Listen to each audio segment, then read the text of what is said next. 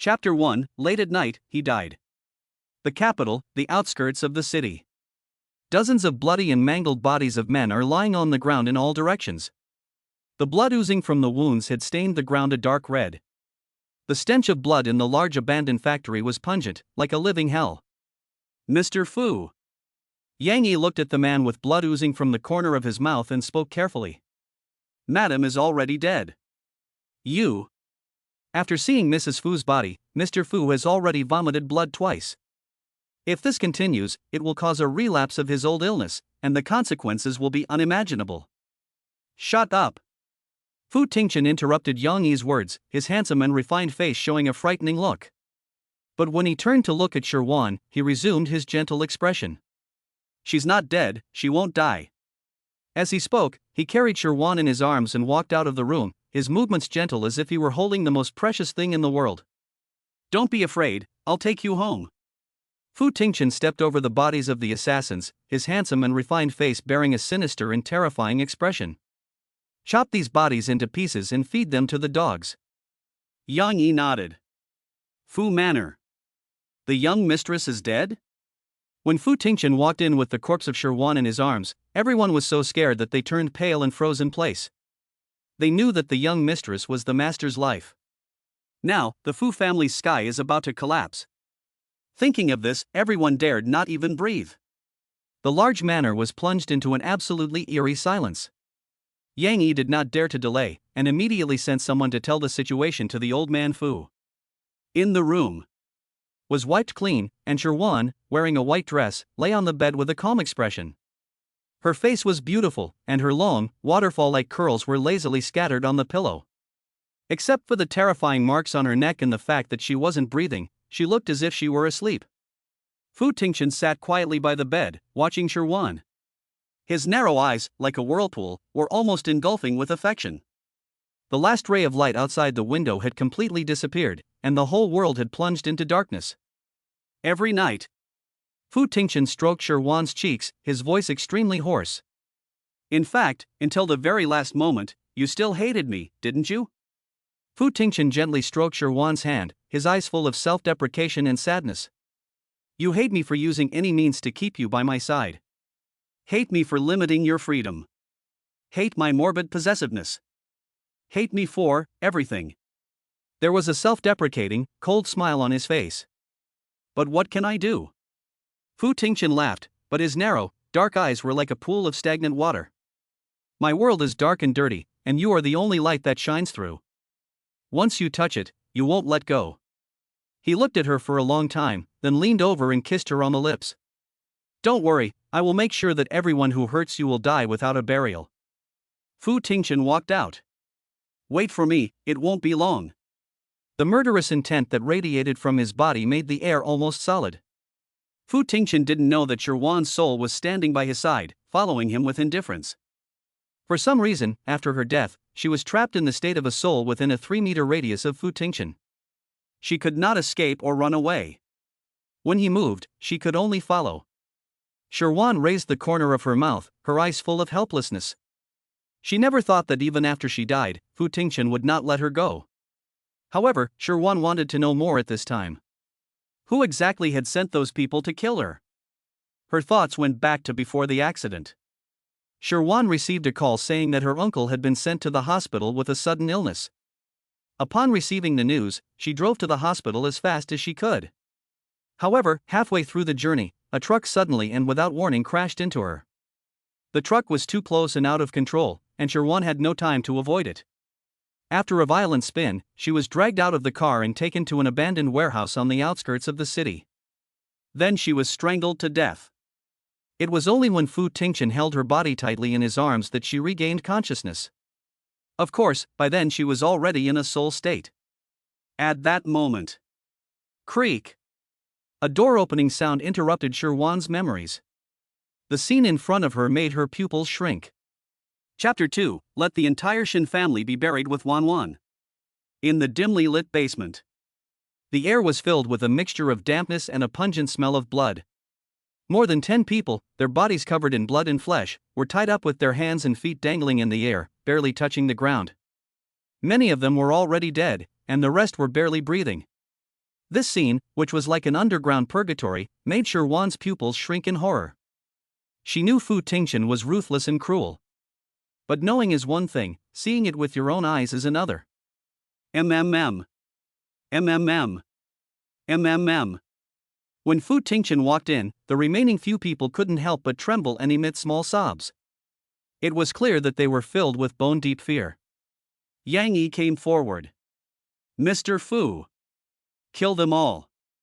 Fu Tingchen's thin lips opened slightly, and his narrow eyes were like bloodthirsty whirlpools, devoid of any hint of humanity. Change the batch. Yes. Yang Yi nodded and signaled to his men. Immediately, more than 10 mercenaries stepped forward and stabbed the hanging men in the heart with their daggers. Then, their bodies were dragged away. This scene was very cruel, but everyone present looked normal. Except for Sherwan. Of course, she didn't feel sympathy for the murderers who had harmed her, but it was the first time she had seen such a scene. In the past, Fu Tingchen would never have let her see this bloody and brutal side of him. Not long after, a dozen more people were brought in. Just ask once. Fu Tingchen took out a cigar from his slender, beautiful hands and lit it. The grayish-white smoke covered his handsome face, which was devoid of any warmth. If they don't speak, they will have their tongues and limbs cut off and be thrown into the snake pit. His voice was calm, but it contained a murderous intent that was suffocating. Hearing this, the pupils of the people brought in suddenly contracted, and their bodies could not help but tremble. Yang Yi understood. Who exactly is behind this? Sherwan stood by Fu Tingchen's side, watching him deal with batch after batch of people. Until he heard a familiar name. Shan Guanghua. Having gotten the answer he wanted, Fu Tingchen returned to his room. What? Her uncle hired someone to kill her? Sherwan was also confused and forced to follow him back, her face full of disbelief. Her uncle was the only family she had in the world, why would he do this? She would never have believed it if she hadn't heard it from the killers themselves. While Sherwan was deep in thought, Fu Tingchen locked himself in the bathroom and washed himself over and over again. He lay down in his pajamas next to Sherwan's corpse only after he was sure that there was no trace of blood left. Don't be afraid.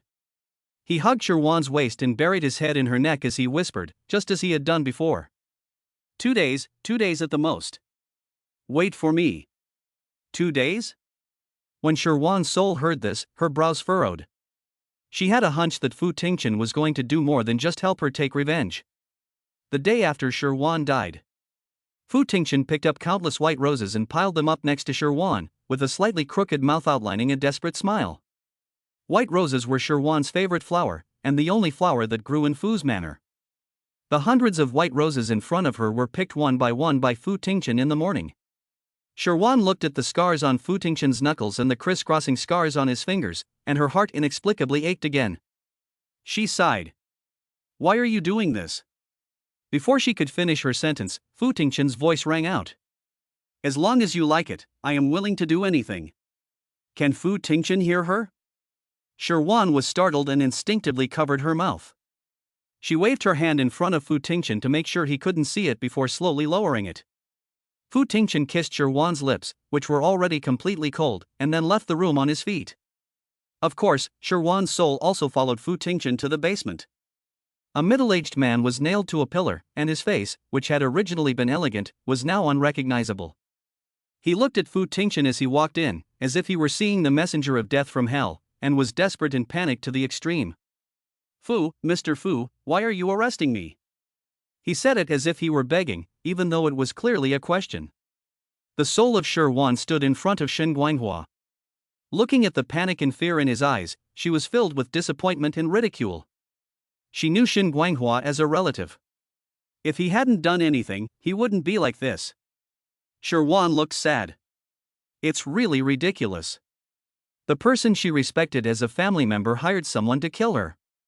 The person she desperately wanted to escape from was helping her take revenge. She was wrong, from beginning to end.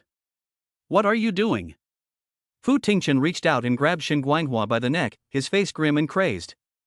My wife, I wouldn't hurt her with a finger. His handsome face was full of rage, his eyes were bloodshot, like a wild beast.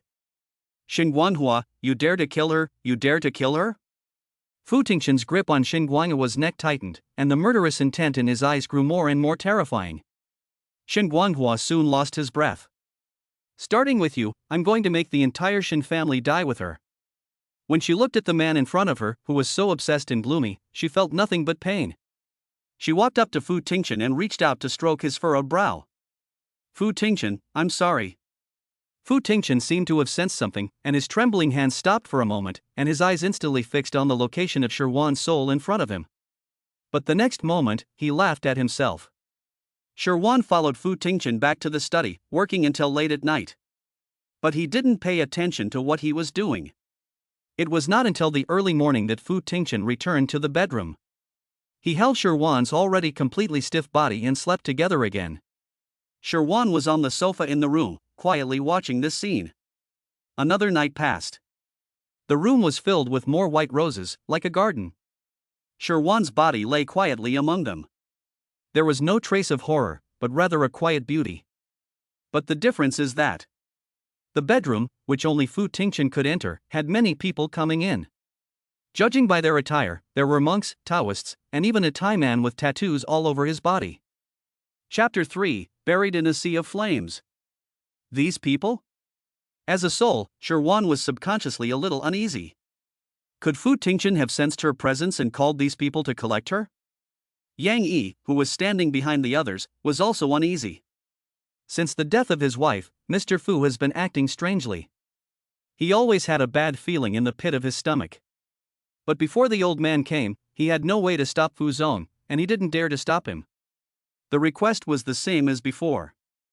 Fu Tingqian did not look at the person, but gently reached out and wrapped the hair that had fallen behind Shirwan's ear around the back of his ear. His eyes were filled with a crazy, obsessive attachment. I want to keep her by my side for all eternity, whether she lives or dies, she can never leave. For all eternity, forever imprisoned by his side? Shirwan's heart trembled, and she looked at Fu Tingqian with a complex expression. Could it be that the reason why her soul was trapped next to Fu Tingqian and unable to leave was because of this? Fu Tingqian's love for her had gone so far as to be paranoid and crazy. Mr. Fu, don't worry, we will definitely do our best. After a few people nodded, they all began their own operations. The strange ritual lasted from morning to night, for a full 7 or 8 hours. It was not until late at night that it was completely over. During this time, the masters took turns to rest several times, but Fu Tingqian stayed by the side of the corpse, which had already become stiff by then. He didn't leave for a single step, and didn't even shift his gaze. Only the air around him became more lonely and heavy. It was as if he was the only person left in the world. Seeing Fu Tingqian like this, Shirwan felt inexplicably sad. Mr. Fu. Thailand Zazen spoke first. The ritual is over, we. Yang Yi. Fu Tingqian interrupted him. Give them a card, one person will play 10 million, and send them back to the hotel. In addition, he looked at the time and a dark shadow flashed across his eyes. Send everyone out of the Fu Yuan. Tonight, I want to be alone with Wan Wan. Send everyone away? Hearing this, Yang Yi's heart once again flashed with an inexplicable unease. President Fu. Yang Yi. Fu Tingqian's voice lowered, with an unyielding tone. I won't say the same thing twice. Yes. Yang Yi could not but nod and walked out with the masters. As he was about to step out of the door, an elderly Taoist dressed as a Taoist priest turned and looked at Fu Tingqian, and a look of helplessness flashed in his eyes. The fate of the unicorn, regrettably cut short by love. At midnight, the moonlight disappeared. Every night, Fu Tingqian lay in bed with her, holding her in his arms as he had done before, his voice lingering and hoarse. If you knew what I was doing, you would laugh at me, right? His mouth curled up slightly, his handsome pale face with a desperate smile, but his eyes were extremely sad. I have never believed in gods, Buddha, Taoism, or ghosts, but in order to find you again, I had to give it a try. Even if there is only a glimmer of hope. Fu Tingqian's words pierced Shirwan's heart like needles, causing her internal organs to ache. She covered her heart and looked at Fu Tingqian. Now, there is only one last thing left to do. Fu Tingqian smiled faintly and poured all the liquid under the flowers onto the white roses and the furniture in the room. Shirwan was startled from her deep thoughts and her heart skipped a beat. What is Fu Tingqian doing? After finishing all this, Fu Tingqian lay back on the bed. "Knight, don't you like these flowers the most?" He rested his face on Sherwan's neck, his face very tired, but with a smile on his lips. "Now, I'll take them with me to keep you company, forever." His deep, husky voice was full of lingering affection, but it was not difficult to hear the obsession and determination. Sherwan's heart felt like it was burning with pain, and the feeling of unease in her heart grew stronger. This unease turned into shock and despair when she saw Fu Tingchen take out a lighter. She immediately thought that the liquid Fu Tingchen had fallen on was gasoline. "No, don't, Fu Tingchen." Sherwan's soul walked over to Fu Tingchen, reaching out to grab Fu Tingchen's lighter, but her hand passed right through him. "Don't, Fu Tingchen, I don't want you to stay with me, I want you to live on. I was wrong before. I'm sorry. I'm sorry. Will you live well? Fu Tingchen." She stood beside Fu Tingchen and screamed in agony. But Fu Tingchen couldn't hear anything. "Don't be afraid." Fu Tingchen took out the handcuffs in his pocket, handcuffed Sherwan's wrist to his own, kissed Sherwan's lips, and then leaned against Sherwan's neck. The eyes that always carried a passionate and obsessive love slowly closed, with a faint smile on the corner of his mouth. "I'm here with you." He threw the lighter in his hand away without hesitation. Sherwan desperately shook his head with tears streaming down his face. "No, no." Boom. The gasoline ignited instantly, and the fire spread throughout the room in an instant. Fu Tingchen did not feel any pain, because he had already died when he lost his wife. The fire grew larger and larger, and Sherwan's soul began to dissipate. At this moment, Sherwan suddenly realized and saw clearly. She loved Fu Tingchen. She loved him very much. "Fu Tingchen, I'm sorry, I'm sorry." Her heart felt like it was being burned, and she was filled with regret. "If there is really a next life, I will definitely be with you." Chapter 4, Rebirth. Pain. The pain was so intense that it made Sherwan's brow furrow. Suddenly, she felt a chill run down her spine. Didn't she die? Why does she feel pain? Sherwan wanted to open her eyes to see what was going on. But she found that her eyelids were as heavy as 1,000 pounds and she couldn't open them. At that moment, a few footsteps, from far to near. "Ruoyin." A deliberately low-pitched middle-aged male voice rang out, full of anxiety. "What the hell is going on? Shan Guanghua?" After confirming that she had not heard wrong, she held her hand in the quilt tightly. Her nails sank deep into her flesh, but she was unaware of it. Wasn't Shin Guanghua killed by Fu Tingchen himself? Just as Sherwan was thinking, another familiar female voice rang out. "I accidentally pushed her." Shin Ruoyan's tone was casual, obviously not caring. Who knew she hadn't stood up straight and fell down the stairs? She looked at the bed, where Shinwan was still beautiful and stunning even in a coma, and her eyes were full of mockery. "I think maybe she did it on purpose to avoid the marriage with the Fu family." Pushed down the stairs by Shin Ruoyan? The Fu family marriage? Sherwan raised an eyebrow. This happened 3 years ago. Why is it happening again? Could it be? An absurd and unbelievable thought appeared in Sherwan's mind. The Fu family will be here tomorrow to pick them up. Shin Guanghua's voice was a little anxious. How are we going to explain this to them? He wasn't concerned about Sherwan's health, but whether he could successfully use Sherwan to get in touch with the Fu family. Just say that Sherwan fell down the stairs by accident, and tomorrow, let the Fu family pick her up directly. Zhang Rong frowned and looked at Sherwan with dissatisfaction in her eyes. "If you ask me, it's better for this little brat to stay in a coma. Otherwise, if she knows that we sold the hospital that the old man left her and agreed to the Fu family's marriage, I don't know how she'll react." But Shin Guanghua was about to say something else, but Shin interrupted. "Dad, Mom is right," Shin Ruoyan said coldly. "When she wakes up late, everything will be set in stone, and it will be too late for her to change her mind." Her eyes narrowed slightly. "At that time, we can say that the Fu family used their power to force us to do this. Even if she is angry, it will be directed at the Fu family, not us. The real situation of marrying into the Fu family in a previous life was actually like this?" Sherwan listened to their conversation, and her whole body felt like she was in an ice cellar, with a bone-chilling chill spreading from her heart. It was because of Shin Guanghua and the others that she had harbored a great deal of hostility towards the Fu family from the very beginning. Now it seems that she was wrong from the very beginning. But then again, Shen Ruoyan's voice was full of jealousy and resentment. This little brat is really lucky to be able to marry into the Fu family. I wonder what tricks that old thing from the Shi family used back then. That's the Fu family, a high-class family at the top of the pyramid.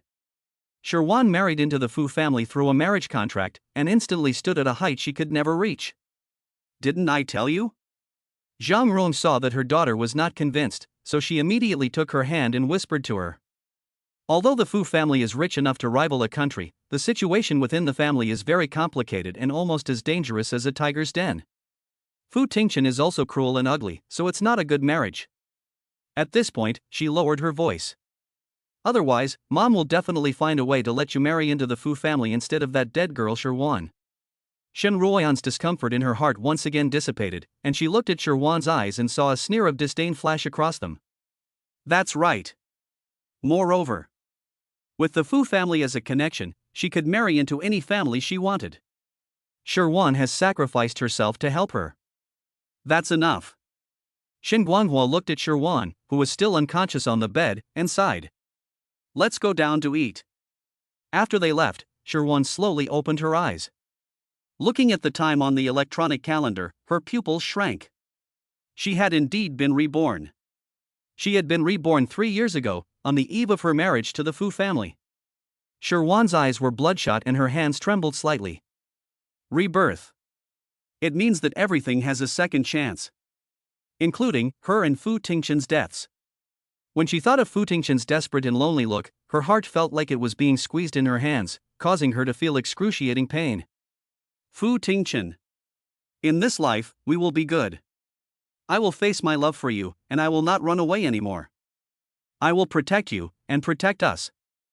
As for Shen Guanghua, and even the entire Shen family, Shiwan slowly narrowed her eyes with a bone-chilling gaze. She will make him pay a painful price. Chapter 5, The Sky-High Bride Price. Shen's Villa. Mr. Yang. Shen Guanghua brought the tea to the middle-aged man in front of him, who had a gentle expression on his face and was full of smiles. Please enjoy your tea. Zhang Rong, who was wearing a black Shangjia suit, had a slightly plump figure that was modest. Shen Ruoyan was wearing a blue dress and had delicate makeup on her face, looking gentle and elegant. The two also wore a modest smile on their faces. Yang Sheng has been the butler in the Fu family for decades, and the Shen family dare not neglect him. Mr. Shen was polite. Yang Sheng took the cup and put it aside, smiling warmly. The old master told me to come and pick up the young mistress. I wonder where she is now. Shen Ruoyan and Zhang Rong exchanged glances, and a flash of unease passed through their eyes. Mr. Yang, to be honest. Shen Guanhua's expression did not change, and he sighed. Shaowan fell down the stairs yesterday and is still in a coma. His face showed his concern. But the doctor said that it's nothing serious, and she'll wake up in a couple of days. Fell down the stairs? Yang Sheng frowned, and a hint of doubt flashed in his lowered eyes.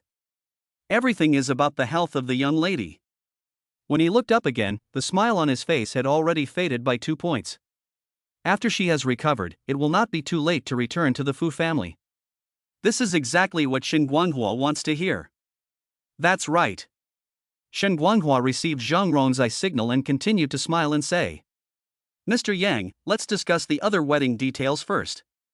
As the late Mr. Shen's family, the Shen family is also considered to be half of the host family at the wedding. We will definitely be able to make many friends from the upper class of the capital. Sorry, Mr. Shen. Yang Shang's expression remained gentle, but his eyes carried a hint of meaning. Young master has been busy lately. His father's idea is to keep it simple and not hold a wedding. No wedding? Shen Guanghua's smile froze for a moment. Zhang Rong's eyes flashed with dissatisfaction. Only Shen Ruoyan, after the initial disappointment, felt a faint sense of relief in her heart. It seems that she is not valued at the Fu family. Although the wedding cannot be held, the Fu family will not be lacking in the necessary etiquette. Yang Sheng took in the expressions of the 3 people and then turned around to take a box from the young man behind him and put it on the table. This is the dowry for the young lady. Please take a look, Mr. Shen. As he spoke, he opened the box. A flash of light passed through the eyes of Shen Guanghua and the other 2, and they all had a faint look of expectation on their faces. A bank card and a contract. This is an exclusive card prepared by the Fu family for the young lady. There is no upper limit on the amount of money on the card. Yang Sheng explained with a smile. On the contract, the old man had given the young lady 2 mansions in the west of the city. A card with no upper limit? 2 mansions in the west of the city? Even though Shen Guanghua and Zhang Rong had been prepared, they were still shocked by the Fu family's wealth. Zhang Ruoyan's hand, hanging at her side, was clenched tightly, and her carefully made-up face was full of uncontrollable excitement. The Fu family's card will not only allow the Shen family to survive the current financial crisis, but also allow it to take a step forward. Moreover, the land in the west of the city is extremely valuable, and the manor is priceless. The people who live there are all important figures in the capital. If the Shen family moves there, it will be a matter of time before they make friends with them.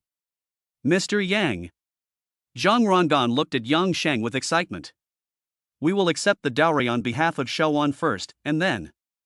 But before she could finish her sentence, she was interrupted by a gentle voice. No need, Auntie. I'm already awake. Everyone stopped and looked in the direction of the sound. They saw a slender figure slowly walking down the stairs. Chapter 6, The Shen family's accounts have not yet come to be settled. Shaowan? Shen Guanghua and Zhang Rong's expressions froze for a moment. Why did this little brat wake up at this very moment? Shaowan was wearing a loose white dress, with long, loose, seaweed-like chestnut-colored curls hanging behind her lazily and casually. Her eyes were bright and her teeth were white. There was not a hint of blood in her delicate face, but it added a sense of fragility. She was so beautiful that it made one's heart tremble. Shen Ruoyan's eyes flashed with a hint of jealousy. She couldn't help but feel jealous every time she saw Shaowan's face. Young madam. Yang Sheng got up from the sofa with an undisguised look of respect on his face. The young lady's appearance is even more outstanding than in the photos. The old man will be very satisfied. But as for the young master, never mind, let's take it slowly. Seeing this, Shen Guanghua and the others could only stand up and greet Shaowan with unnatural expressions. Shaowan looked at Yang Sheng with a faint smile on his face. Mr. Yang, please sit down. She looked dignified and graceful, as if she were the owner of this villa. But only she knew that her heart was far from as calm as it appeared. Uncle Yang is the father of Yang Yi and the butler of the Fu family. Seeing him meant seeing Fu Tingchen, the man who embraced her and died in despair. A wave of bitterness filled her heart. Yang Sheng sat down, and his smile was much more sincere than when he faced Shen Guanghua and the others. If the young lady doesn't mind, you can call me Uncle Yang just like the young master. Yes. Shaowan smiled and nodded. With the memory of a previous life, it was of course more natural to call him Uncle Yang. Uncle Yang. Shaowan. Shen Guanghua looked at Shaowan with a slightly furrowed brow and a worried expression on his face. Does your head still hurt? Looking at Shen Guanghua's hypocritical expression, Shaowan's mouth curled up slightly and she said lightly, It's much better now. Much better. That's good. Zhang Rong sat down next to Shaowan, holding her hand with one hand and wiping the corner of her eye with the other, which was not tear-stained. Your uncle and I haven't slept for 2 days, worrying that. Before she could finish her sentence, Shaowan pulled her hand away and looked at Uncle Yang with a faint smile. Uncle Yang, you just said that these are the dowry that Mr. Fu gave me? Zhang Rong, who had been interrupted, froze in her movements and her face turned pale. Usually, when she shows a little kindness, this little brat looks like she's overwhelmed. What's wrong with her today? Shen Ruoyan's eyes also flashed. A hint of displeasure. Afraid that his wife and daughter would say something inappropriate in front of the Fu family, Shen Guanghua gave them a subtle wink. Uncle Yang had been in the Fu family for decades, and his ability to read people's expressions had already reached the highest level. He had a good idea of what Shen Guanghua and the others were thinking, and he had already made up his mind. Yes. Uncle Yang's attitude toward Shaowan was even more respectful. He told him in detail the amount of the card and the location of the 2 manors. The Shen family's appetite is really not small. A hint of mockery flashed in Shaowan's lowered eyes. In her previous life, she had no idea about the dowry. This dowry is a bit too expensive. While talking, Shaowan pushed the box in front of her to Yang Shu. The meaning is self-evident. Shen Guanghua and his wife both looked worried. What is this crazy girl doing? The old man specifically said that you are the head of the Fu family, and that the entire Fu family will be yours in the future. Uncle Yang again handed the box to him with both hands, his face full of sincerity. These are just a small token of the Fu family's appreciation. Please accept them, madam. Upon hearing this, Shen Ruoyan's jealousy was almost impossible to hide. Shen Guanghua and Zhang Rong exchanged a look of mixed emotions. That's right, Xiaowan. Shen Guanghua was afraid that when she refused again, she would get angry and say no, so he immediately smiled and said, "This dowry expresses the Fu family's respect for you. If you don't accept it, it will seem like our family doesn't know how to be polite." Zhang Rong nodded, and a smile reappeared on her plump face. Your uncle is right. Take it. Sherwan's eyes narrowed slightly, as if she were smiling, but the temperature in her eyes was cold. The Fu family never takes back what they give. She just did it to tease the Shin family. It's really interesting. After a 10-second silence, Sherwan took it with an attitude that was neither subservient nor arrogant. Since that is the case, I will accept it. Uncle Yang nodded in satisfaction. Shen Guanghua and the other two also let out a sigh of relief. However, at this moment, Sherwan's sweet and gentle voice rang out again. Since I have already accepted the dowry, I should also prepare a dowry. When they heard the word dowry, Shen Guanghua and Zhang Rong's eyebrows twitched. What is Sherwan up to now? Shen Ruoyan's face, which was made up with delicate makeup, showed a look of uneasiness. But after Grandpa's accident, I've been living with my uncle, and it's not good to trouble my uncle with the dowry. Sherwan lowered her eyes, giving the impression of being very gentle. Uncle Yang looked at Shen Guanghua. Shen Guanghua's expression on his face froze for a moment, but he quickly recovered. Xiaowan, don't say that. Your aunt and I have always treated you like our own daughter. It's only natural that we should help you with the dowry. Zhang Rong nodded with a smile, but secretly gave Shen Guanghua a foot. Shen Guanghua felt the pain in his foot, but his face did not show it at all. When he spoke again, his tone changed. But the Shin group has recently encountered some problems, and my uncle here is also powerless. Fortunately, a family like the Fus will definitely not mind. Uncle Yang didn't say anything, but the look in his eyes softened a little. I understand my uncle, so I don't want you to prepare anything. I understand my uncle, so I don't want you to prepare anything. Fortunately, before Grandpa disappeared, he transferred the courtyard and a small hospital under his name to me, so I will use this as a dowry. She looked at Shen Guanghua sideways with a faint smile on her lips. Is that okay, uncle? The courtyard and the hospital? Shen Guanghua and his wife turned pale. Taking advantage of the fact that Sherwan was unconscious, they had already sold these two things and put all the money into the Shin group. How could they give them to Sherwan as a dowry? Shen Ruoyan stared at Sherwan, and her expression sank at a speed visible to the naked eye. Damn you, X-Jr. Since it was left to the young lady by the late Master Shi, the Shin family naturally had no reason to disagree. Uncle Yang obviously sensed something, and looked at Shen Guanghua without a trace of emotion. Mr. Shin, what do you think? This. With the Fu family's attitude here, Shen Guanghua could not say no. Mr. Yang is right. Uncle Yang nodded. Zhang Rong's face was not happy. Her lips moved, but she couldn't say anything, only staring at Sherwan with a complex expression. Sherwan pretended not to see, smiling with her eyes and eyebrows curved, looking even more beautiful. Then please ask your uncle to send the ownership information of the courtyard and the hospital to the Fu family as soon as possible. Under the watchful gaze of Uncle Yang, Shen Guanghua nodded heavily. Young lady, the old master specifically asked me to come and pick you up. Uncle Yang looked at Sherwan and said gently. Since everything has been decided, we? Fu residents. Will we be seeing Fu Tingchen? Sherwan suppressed the bitterness in her heart and got up from her seat. Let's go. Uncle Yang also got up and followed closely behind. The mercenary behind him picked up the box on the table with a blank expression and followed him out. Leaving already? The family has not received a penny of the huge dowry.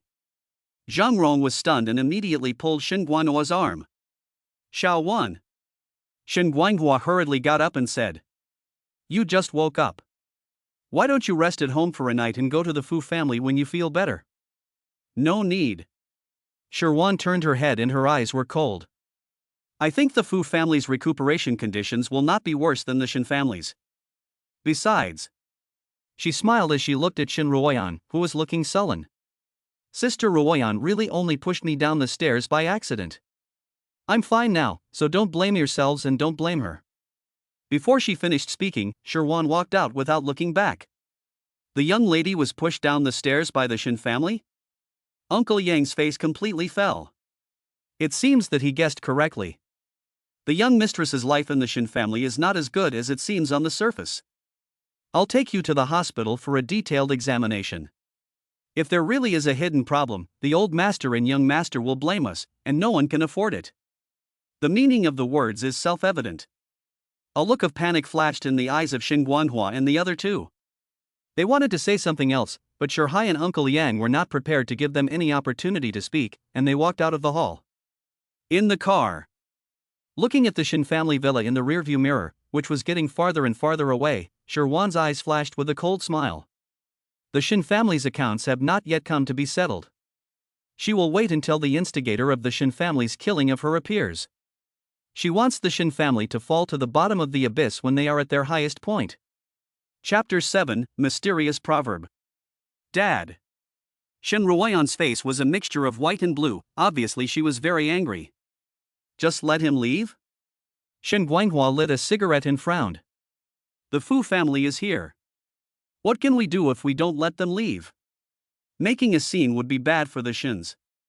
But the courtyard and hospital that the Shurs left behind have already been sold to us to fill the group. How can we give it back to Shirwan? Shin Ruoyan looked indignant. And the Fu family's dowry, we Shin family have been feeding Shirwan for so many years, and she has the nerve to take all the dowry and not leave a single penny for us Shin family? That's 2 billion and 2 expensive mansions. This ungrateful little brat is a white-eyed wolf. Zhang Ron's plump face was full of anger, making her even more mean and bitter. I should have never adopted her 7 years ago. Alright, let's cut the crap. Shin Guanhua took a deep drag on his cigarette and his eyes narrowed. Shaowan probably doesn't know that we sold the hospital and the courtyard. Since we already promised in front of the Fu family, we have to find a way to buy it back. His eyes were gloomy. As for the 2 billion, we'll go to the Fu family and talk to her about it in a couple of days. Kyoto, suburb. Fu Manor. The entire estate is extremely spacious and built in the Chinese architectural style. The two characters Fu Zhai, Fu residence, are written on the tall gate. But calligraphy is bold and powerful. Even before you get close, it gives off a sense of mystery, of simplicity and coldness. Further inside, surrounded by trees, pavilions, and water features. However, the atmosphere in the backyard at this time is not as beautiful as the scenery. Dad. The middle-aged man with glasses and a decent appearance had a displeased look on his face. Are you really going to let Tingchen marry that kind of woman who can't even hold her head up? The middle-aged woman in a navy blue Chinese-style dress, well-maintained, lowered her head and did not speak. Sure, Yatu is the granddaughter of my old friend and the one I like. She is not some woman who can't be seen in public. Fu Ziming, looking at Fu Qiming, his face was full of anger. If you keep talking nonsense, get out of here now. His harsh words instantly froze the atmosphere. Dad. The middle-aged beauty gave Fu Qiming a wink and then smiled apologetically at Grandpa Fu.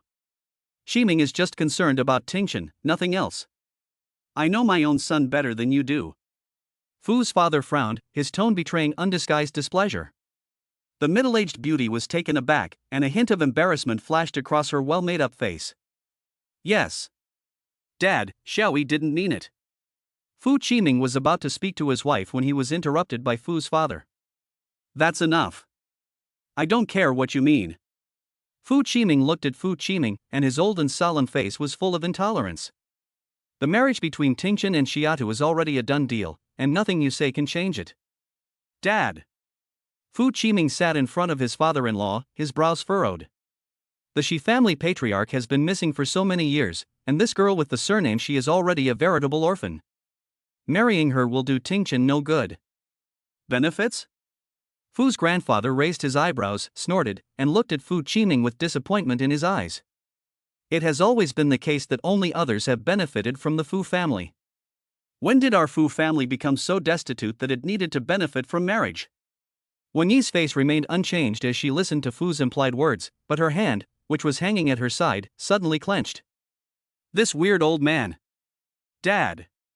Fu Qiming was about to say something else. But the Jiang family.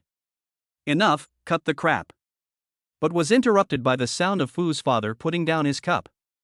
If you have the time, you should be more concerned about Ting Chen's health, and not thinking about things you shouldn't be thinking about here.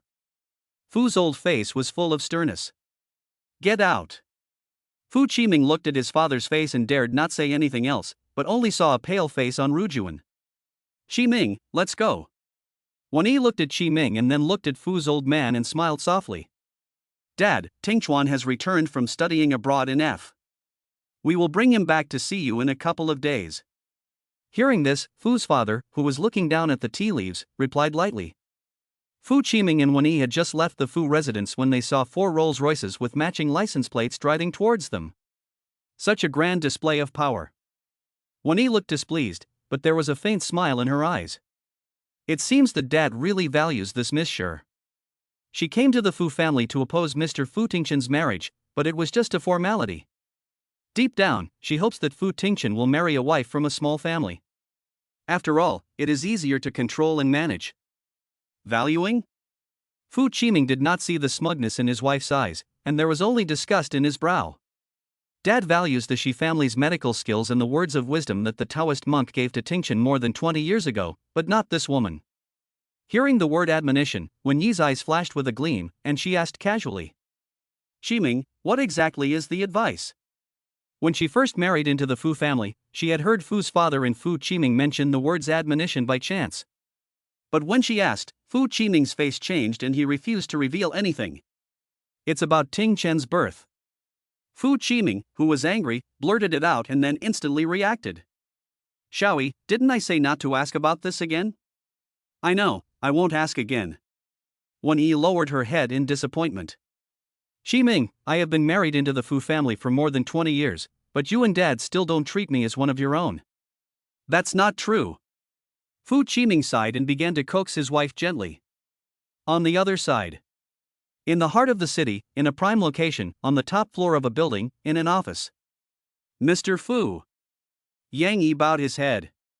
There is news from the old house. Chapter 8, What Fu Qiming Dislikes, I Like. Mr. and that person. Yang Yi said in a low voice. I went to see the old man this afternoon. The man was sitting on a leather sofa, his bony hands holding a cigar. Oh. The smoke rose slowly, obscuring his handsome face. About the wedding? The voice was clear and a little muffled, and it was indescribably beautiful. Yes. Yang Yi nodded. He, Mr. Yang, does not approve of your engagement with Miss Sure. He told Fu Tingchen everything that the two of them had said to Fu's grandfather. A woman who can't be seen in public? Fu Tingchen raised the corner of his mouth, and his narrow, dark eyes were full of mockery. Isn't that a better description of Wen Yi? Yang Yi lowered his head and dared not respond. After a few seconds of silence, he changed the subject. Miss Sure has already arrived at the old house. The old man wants you to go back. That's what he said, but Yang Yi knew that his boss wouldn't care about this, given his indifferent attitude towards marriage. Okay. Fu Tingchen crushed the cigar in his hand in the ashtray, and a cold smile curved his lips. Let's go. As he finished speaking, he slowly got up and walked out with long strides. I understand. Just say you're busy. The old man won't. Ah. Yang Yi had already prepared a response, but suddenly stopped in the middle of speaking and realized what he had said. What did you say? Go back. Fu Tingchen didn't care about Yang Yi's surprise, and got up and walked out with long strides. I like everything Fu Qiming dislikes.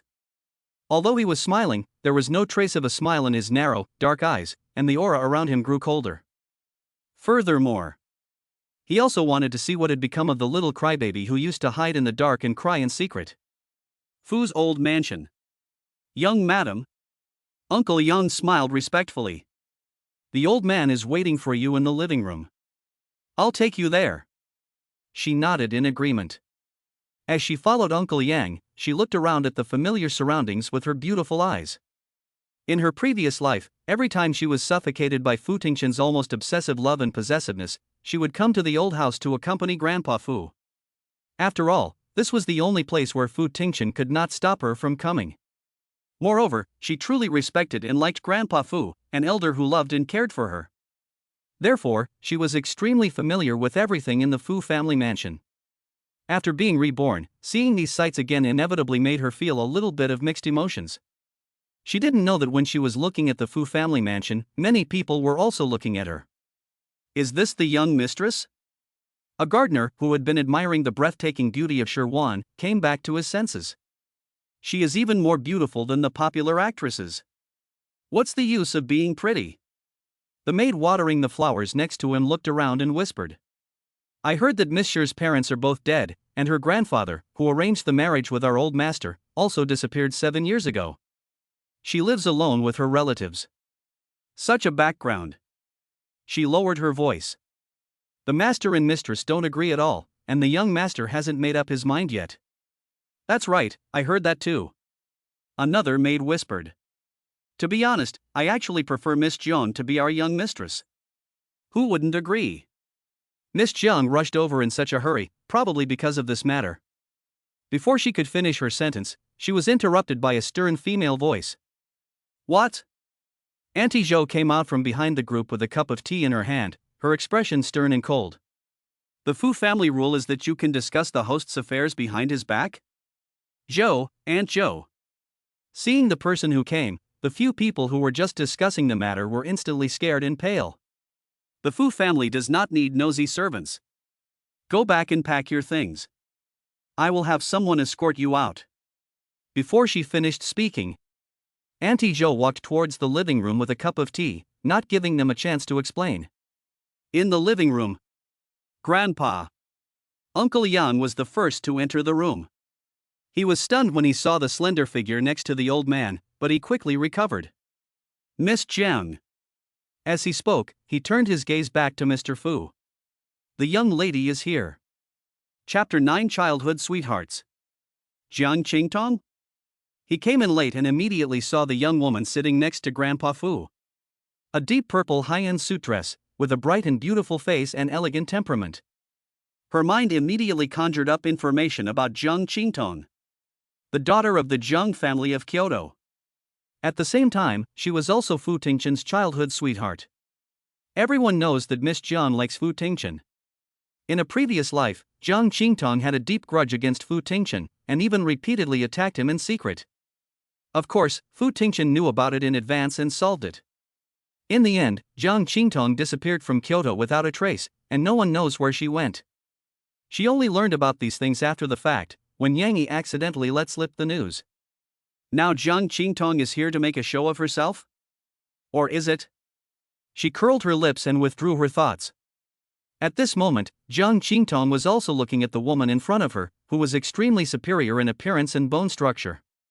She thought that this woman who suddenly appeared was a woman from the countryside who couldn't be seen on stage, but she didn't expect her to be so beautiful. But what does it matter? Ting Chen would never like a vase. She thought to herself, but Jiang Qingtong's face always had a gentle and kind smile. Young lady. Fu's father looked at Sherwan and smiled gently on his usually serious face. Come sit down. Sherwan nodded and smiled sweetly at the elderly man in front of her, who was dressed in a Zhongshan suit and looked very energetic. Yes, Mr. Fu. Of course, she wouldn't call him by his first name without his permission. Ha ha ha, you little girl. When she heard the words Mr. Fu, Grandpa Fu didn't get angry at all. Instead, his smile became even brighter. Once you enter the Fu family, you are Ting Chen's wife, so you can call me Grandpa. She nodded obediently, showing a shy expression. Okay, Grandpa. In a previous life, she was sent to the Fu family in a coma and was instigated by Shen Guanghua and others, so she had no good attitude towards anyone in the Fu family. But even so, Grandpa Fu didn't blame her, and instead took care of her in every way. It was only after a long time that she finally let go and truly became kind and respectful to Grandpa Fu. She certainly wouldn't make those mistakes again. Good, good. Grandpa Fu was in a very good mood, and the wrinkles on his face were all relaxed. Time flies, and more than 10 years have passed. the last time I saw you, you were just a baby who cried for her grandfather. When Grandpa Fu mentioned Grandpa, a shadow of sadness flashed across her face, but she still nodded with a smile. Although she tried to hide it well, she couldn't fool the sharp-eyed Grandpa Fu, who had seen a lot of people. Don't worry, girl. Fu's face was no longer smiling, and his tone was very serious. The Fu family will use all their connections to find news of Brother Shi. Shi smiled and thanked him, but a trace of sadness flashed in her lowered eyes. In a previous life, the Fu family also used the entire Chinese network of relationships, but they were unable to find any news of Grandpa. At least, not before she died. Grandpa Fu didn't want to see Shi get depressed, so he smiled and changed the subject. With the experience of her previous life, Shi knew a lot about Grandpa Fu's preferences, so it wasn't difficult for her to respond. The atmosphere between the old and the young was very harmonious. Seeing the two chatting animatedly, but treating herself as invisible, Jiang Qingtong's face looked a little bad. The fingertips of the cup she was holding gradually turned white. Shi noticed this, but pretended not to see it. Grandpa Fu. Jiang Qingtong finally couldn't hold back any longer and spoke with a gentle smile. You haven't introduced me yet. Who is this? I forgot to introduce you when I was so happy. Grandpa Fu laughed. This is Ting Chen's wife, my granddaughter-in-law, Shi. Ting Chen's wife, Fu's grandson's granddaughter. These few words pierced Jiang Qingtong's heart like a sharp knife, and she could barely maintain a smile on her face. But Grandpa Fu didn't seem to notice, and looked sideways at Shi. Xiaowan, this is Qingtong. The Jiang and Fu families have been friends for generations. 2 sentences, but the closeness of the relationship is clear. Shi smiled at Jiang Qingtong. Hello, Miss Jiang. Jiang Qingtong forced herself to suppress the jealousy in her heart and gave Shi a wry smile. Hello. Just as Mr. Fu was about to say something, Uncle Yang's voice came from outside. The young master is back. Chapter 10, Goodbye Fu Tingchen. Fu Tingchen. Shi heart felt as if it had been grabbed by someone in an instant, and the hand hanging at her side suddenly clenched. She was going to see the man who loved her so much that he had died for her. Shi expression of indifference was completely replaced by nervousness, and a layer of fine sweat even appeared on her nose. Fu's father noticed Shi unusual behavior and sighed in his heart. When Shi sees Ah Chen, some rumors will be disproved. Jiang Qingtong obviously noticed Shi, and a coldness flashed in her eyes. Is Miss Shi afraid of Tian Chen? I don't know how Ting Chen would react if he knew that his soon-to-be wife was afraid of him, but it definitely wouldn't be a good reaction. Fu's sharp eyes looked at Jiang Qingtong. Jiang Qingtong was shocked and immediately lowered her head to look innocent. It's not fear. The soft voice of Shi Wanjiao sounded. I'm excited. She tilted her head and looked at Jiang Qingtong with a smile on her face, but there was no hint of a smile in her eyes. Miss Jiang, a single person, would not understand the excitement of meeting her future husband. Mr. Fu drank his tea calmly, but a smile flashed in his lowered eyes. Jiang Qingtong saw the mockery in Shi eyes, and her brows furrowed as she was about to say something. However, she was distracted by the sight of a tall and straight figure walking in. Shi gaze also fixed on the man who walked in. Fu Tingchen was wearing a black handmade high-end suit. He had a handsome and refined face, completely a cold and ascetic face. As he approached, the strong and imposing pressure of his presence followed. Shi looked at the familiar eyebrows and eyes, and her heart was so sour that she couldn't help but have a layer of water mist in her eyes. Is she crying? Is this what she meant by excitement? Fu Tingchen stopped in his tracks, and a hint of cold amusement flashed in his dark eyes. Grandpa. Grandpa Fu smiled and nodded. Sit down. Grandpa Fu sat on the sofa facing south. Shi sat on the left, and Jiang Qingtong sat on the right. Fu Tingchen had to choose a side if he wanted to sit down. Jiang Qingtong took a sip of tea and looked down with a smug look in her eyes. According to Tingchen's personality, he definitely wouldn't choose Shi, the family's arranged, suddenly emerged fiancé. When Tingchen sat down next to her, the woman's face must have been very interesting. But when Jiang Qingtong thought she had the upper hand, Fu Tingchen lifted his leg and sat down next to Shi. Fu's father's smile deepened. He was very pleased that the eldest grandson had not come to confront him this time. Seeing Fu Tingchen sitting next to him, Shi immediately reacted, frantically wiping away her tears. Jiang Qingtong's face fell at a visible rate. Sure enough, he always knows how to reject himself. But so what? She would never give up. Tingchen. Jiang Qingtong spoke first, smiling sweetly and naturally at Fu Tingchen. What did you think about our discussion last night about the cooperation on the S-City project? She wanted Sherwan to know that she and Tingchen were close. They are people from the same world. Although Jiang Qingtong's tone was normal, as a woman, Sherwan still heard the emphasis on the first half of the sentence. She pulled the corners of her mouth, and a barely perceptible sneer flashed in her eyes. Let's talk about work at the company. Fu Tingchen looked at Jiang Qingtong, his voice indifferent and devoid of any emotion. In front of Sherwan, Tingchen completely ignored her face? Jiang Qingtong bit her lip, her face clearly embarrassed. Sherwan's expression did not change, and she only secretly looked at Fu Tingchen beside her. Everyone fell silent, and the atmosphere froze. Okay, it's about time. Fu's father spoke in a timely manner. Lao Yang set the table. Sherwan glanced at Fu Tingchen and followed Fu's grandfather to the dining room. She had been in a coma for 2 days and had not eaten anything other than water. It was only when she heard the word dinner that she felt hungry. As for Fu Tingchen, there's still a long way to go. In the living room, there were only Fu Tingchen and Jiang Qingtong left. Tingchen, you. He was about to speak when the man got up and left. Jiang Qingtong clutched her skirt tightly, her face turning pale and green. She wanted to leave, but when she thought about not knowing when she would see Tingchen next time, she forced herself to follow him, despite the embarrassment she felt. She had loved Tingchen for 10 years. She couldn't give up, and she didn't want to give up. Chapter 11, Restaurant Disturbance. In the restaurant. The beautiful girl quietly ate the food in front of her, and from time to time she smiled and answered Fu's words. This woman is so accepting of this sudden marriage proposal? Is she willing? Or, is she up to something? Fu Tingchen looked at Sherwan, his eyes full of unfathomable depths. Seeing that both Fu's grandfather and Fu Tingchen were attracted to Sherwan, Jiang Qingtong tightened her grip on her chopsticks, her eyes full of unwillingness. Grandpa Fu. Jiang Qingtong used the serving chopsticks to put the braised pork balls into Fu's plate, with a smile on her bright face. This is your favorite dish. Eat more. The words were spoken with a familiar and intimate tone. Thanks to you, my dear boy, for remembering what I like to eat, unlike that brat, Tingchen. Grandpa Fu smiled with relief and put a piece in his mouth. Grandpa. Quietly eating dinner, he suddenly looked up and smiled at Grandpa Fu.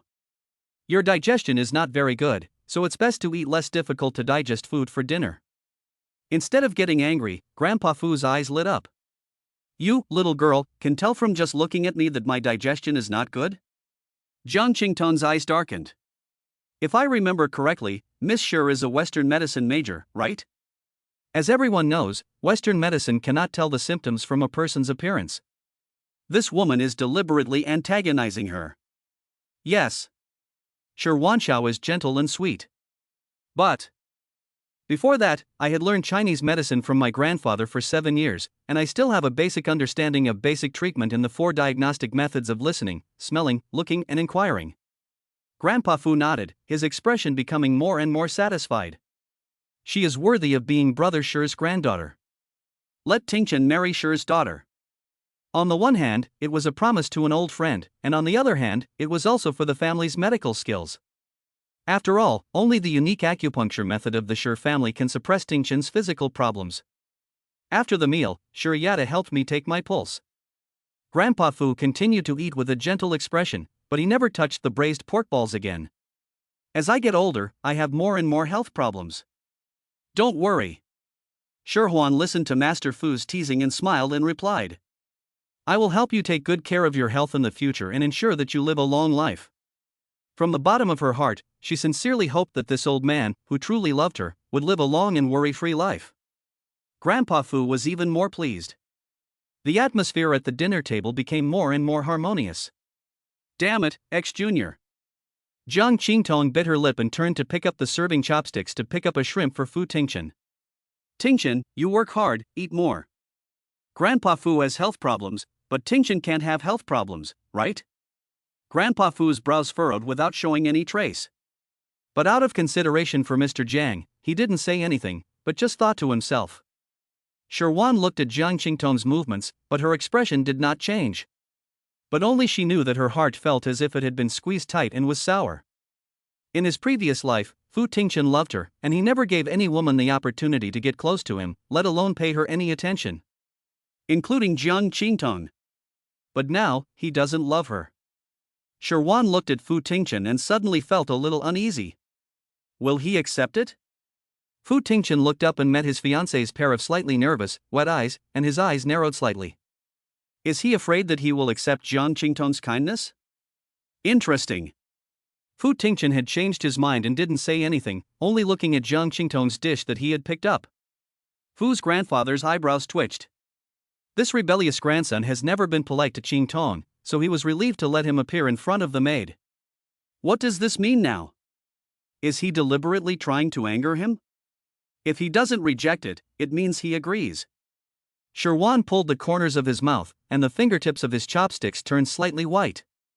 Seeing that Fu Tingchen did not refuse, Jiang Qingtong's anxious heart instantly relaxed. She continued to pick up the serving chopsticks and served Fu Tingchen with great care. Tingchen, this dish is very good. Tingchen, try some fish. In just a few minutes, Fu Tingchen's plate was full, and Jiang Qingtong finally put down her chopsticks. Is it over? Fu Tingchen looked at Jiang Qingtong with narrowed eyes and a faint smile on his lips. You eat first. Jiang Qingtong nodded with a smile. I'll give you a helping hand when you're done. She looked at Fu Tingchen with a faint smile on her face, wondering what he would do next. Aunt Zhou. Fu Tingchen's crooked mouth suddenly turned cold. Feed the contents of this plate to Luo Te. Luo Te. One of the 3 Tibetan mastiffs in the Fu family. Chapter 12, Fu Tingchen must not be allowed to have any chance of improvement. Feed the dog? The eyes that were dim and dark suddenly lit up, and a smile was forced to suppress at the corner of his mouth. Jiang Qingtong's smile instantly froze and disappeared, and her bright face turned pale at a speed visible to the naked eye, making her extremely embarrassed. Even the calm and composed Fu Zongfu couldn't help but twitch his eyebrows slightly. Seeing Jiang Qingtong's tearful look, he immediately spoke in a deep voice. Tingchen, you've gone too far. Too much? Fu Tingchen's pupils contracted slightly, and his eyes seemed to be swirling in obscurity. If Miss Jiang dares to bother me again, I will do something that is 100 times worse than this. He lowered his eyes in silence. For the first time in her life, she saw Fu Tingchen's ruthless side with her own eyes. It was truly terrifying. Fortunately, it wasn't directed at her. The overwhelming humiliation and embarrassment almost drowned Jiang Qingtong. Her eyes were red and her body trembled involuntarily. She couldn't care about the presence of Fu's father in Sherwan for a moment. Tingchen, I have loved you for so many years, and waited for you for so many years. Why are you so cruel to me? Saying such things in front of my wife. Fu Tingchen laughed leisurely, his handsome face full of cold sarcasm. Are there no rules of propriety, righteousness, integrity, and shame in the Jiang family? A short sentence, but it was like a thunderclap, blasting Jiang Qingtong's body to pieces. Fu Tingchen. As the eldest daughter of the Jiang family, Jiang Qingtong naturally had her own self-esteem. She couldn't bear to listen anymore and rose from her seat, trembling. Grandpa Fu, I'm going home first. Without waiting for an answer from Grandpa Fu, she turned around and quickly walked out. Only later did she realize that Jiang Qingtong had given her a cold stare as she left. But she didn't care. Tingchen. Fu's grandfather looked at Fu Tingchen and frowned. You. Grandpa. Fu Tingchen stood up with a smile on his lips. I still have some business to attend to, so I'll be going. His tall and slender back exuded a chilling aura. That little brat. Grandpa Fu was furious, but when he thought of Shaowan still being by his side, he immediately calmed down. Shaowan, were you scared? In fact, Tingchen is usually. He wanted to say that Tingchen is not like this normally. But thinking about the temper of his rebellious grandson, he couldn't bring himself to say it. Instead, Sherwan took up the conversation. I know, Tingchen is not like this normally. Her voice was gentle and steady, and she didn't seem at all scared. Shaowan, you are a good child. Fu's grandfather was slightly relieved inside in his heart. Don't worry, as long as I'm alive, I'll back you up and won't let Tingchen bully you. Grandpa Fu had said the same thing in his previous life. Sherwan once again felt the warmth of family affection and was moved. "Thank you, Grandpa." After all this commotion, the two of them lost their appetite. After a little chat, Grandpa Fu told Auntie Zhou to take Sherwan back to her room to rest. After a moment of thought, Auntie Zhou arranged for Sherwan to stay in a room not far from Fu Tingchen. Without the permission of the young master, she dared not let the young mistress stay in the young master's room. This is also for the good of the young lady. Sherwan knew what Auntie Zhou meant and smiled and readily accepted. At this time, in the city of S. Inside a luxurious villa. "Sir, you were right." The middle-aged man with a scar on his left eyebrow bowed his head and spoke in a deep voice to the man on the sofa.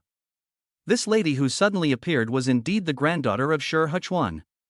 He reported the details of his investigation to the man in front of him. "I didn't expect to find such a hidden card. The old Fu family is indeed cunning." The man played with the Buddhist beads in his hand, and his eyes behind the gold-rimmed glasses were full of gloom. "Have our people keep a close eye on that woman. If they find out that she has inherited the Shi family's needlework, take action." He curled his lips, his eyes full of murderous intent.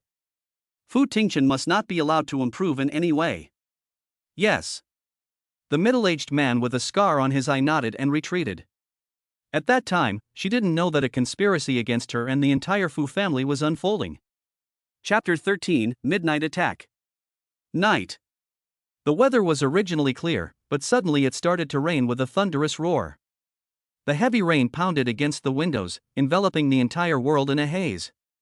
Sherwan had thought she would be unable to sleep on her first night back at the Fu residence. Unexpectedly, she fell asleep quickly, accompanied by the sound of rain outside the window.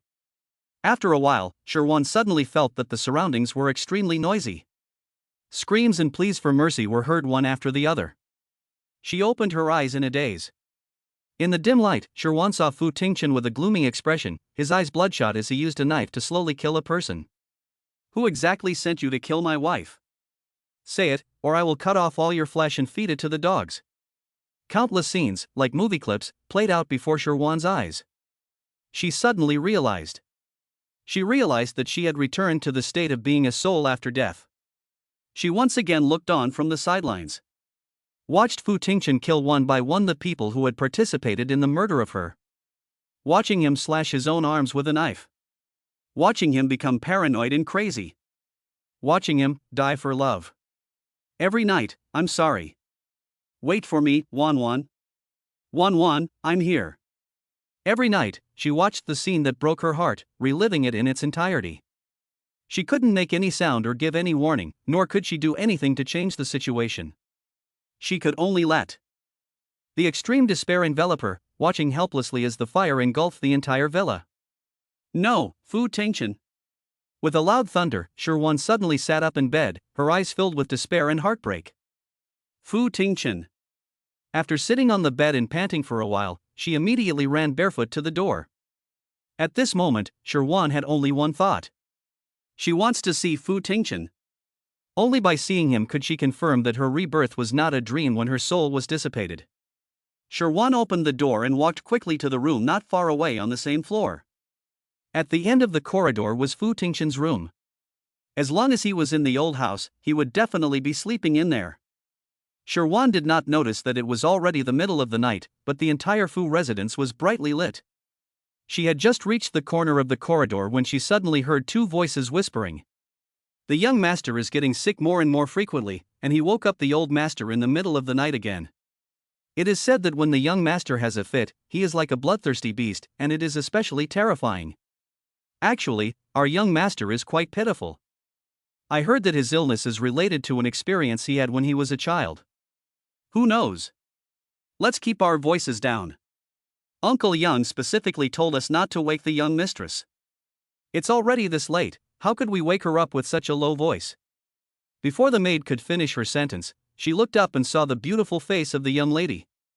"Madam." Upon hearing this, the other maids were also startled and their faces instantly turned pale. Sherwan ignored the others and went straight to the point. "You just said that Fu Tingchen had an attack?" The maids looked at each other, and then at me, all with scared faces, and none of them dared to speak. "If they don't answer, Sherwanshan took 2 steps forward, her expression solemn. I promise to make you all, including your family, unable to stay in Kyoto. Her aura was so cold and strong that the maids couldn't hold back any longer. They said in a pale voice that Fu Tingchen had a seizure in the middle of the night. Auntie Zhou, who had rushed over after hearing the commotion, was too late to stop it. Seeing Sherwan's pale face, Auntie Zhou's heart sank. Oh no, I've scared the young mistress.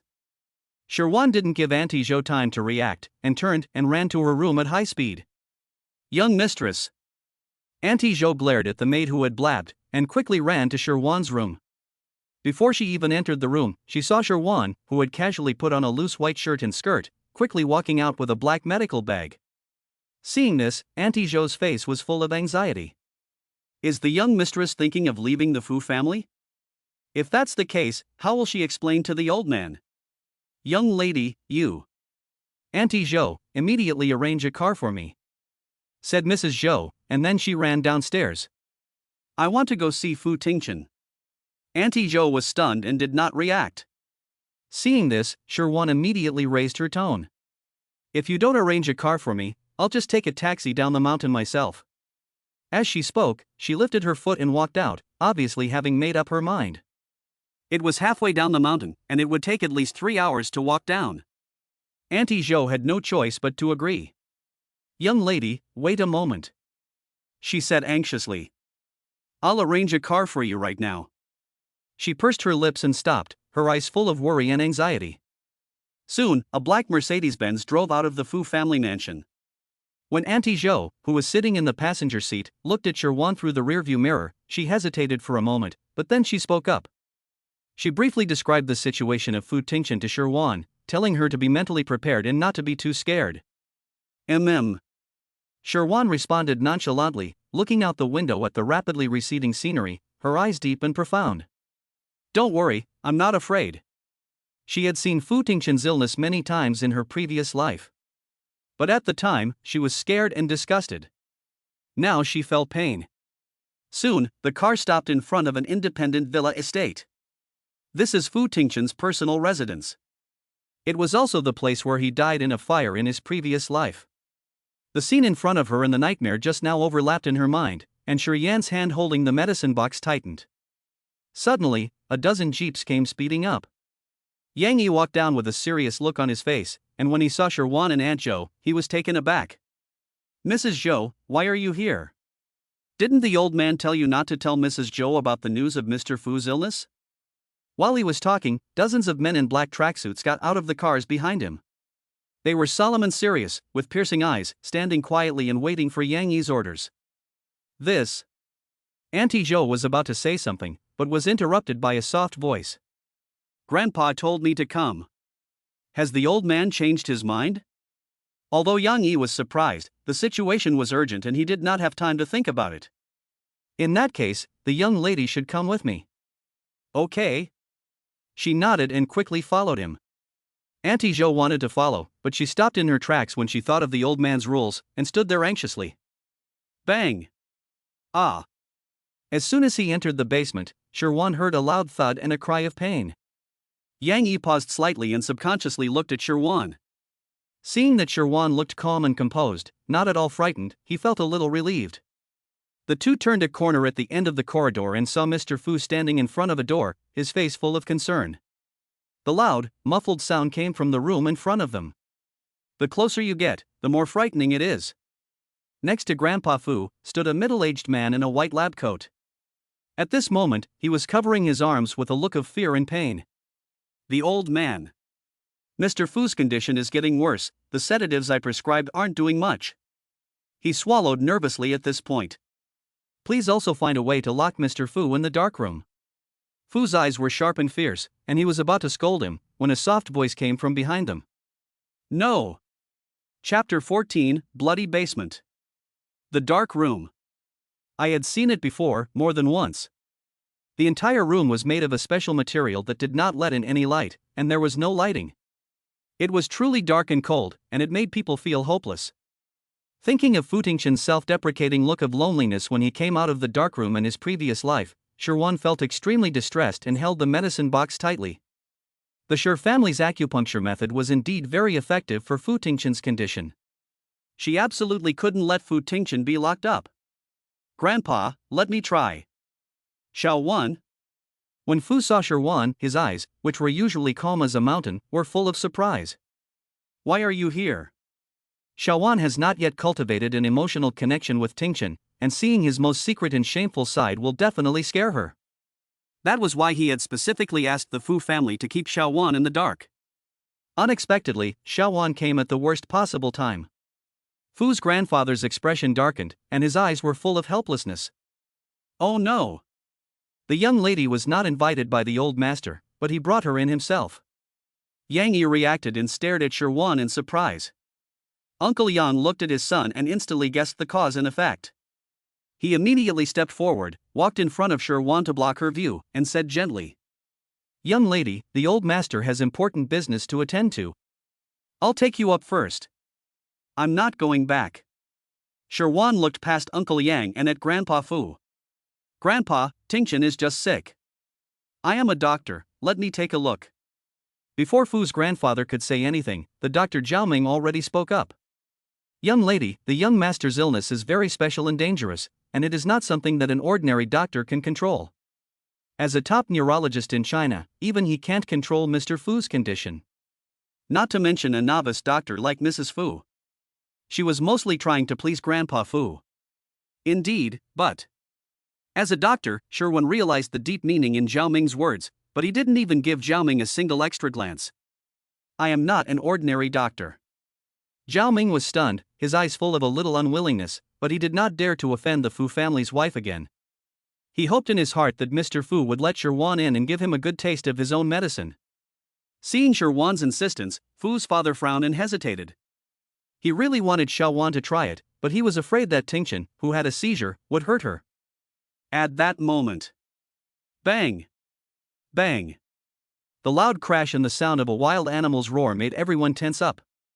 Oh no, the person inside can't be stopped anymore. Grandpa walked anxiously to the door that was pounding and seemed to be about to be knocked open at any moment. "I don't want to see Tingchen locked up in that so-called quiet room, watching him struggle in violent despair until he is exhausted and sober."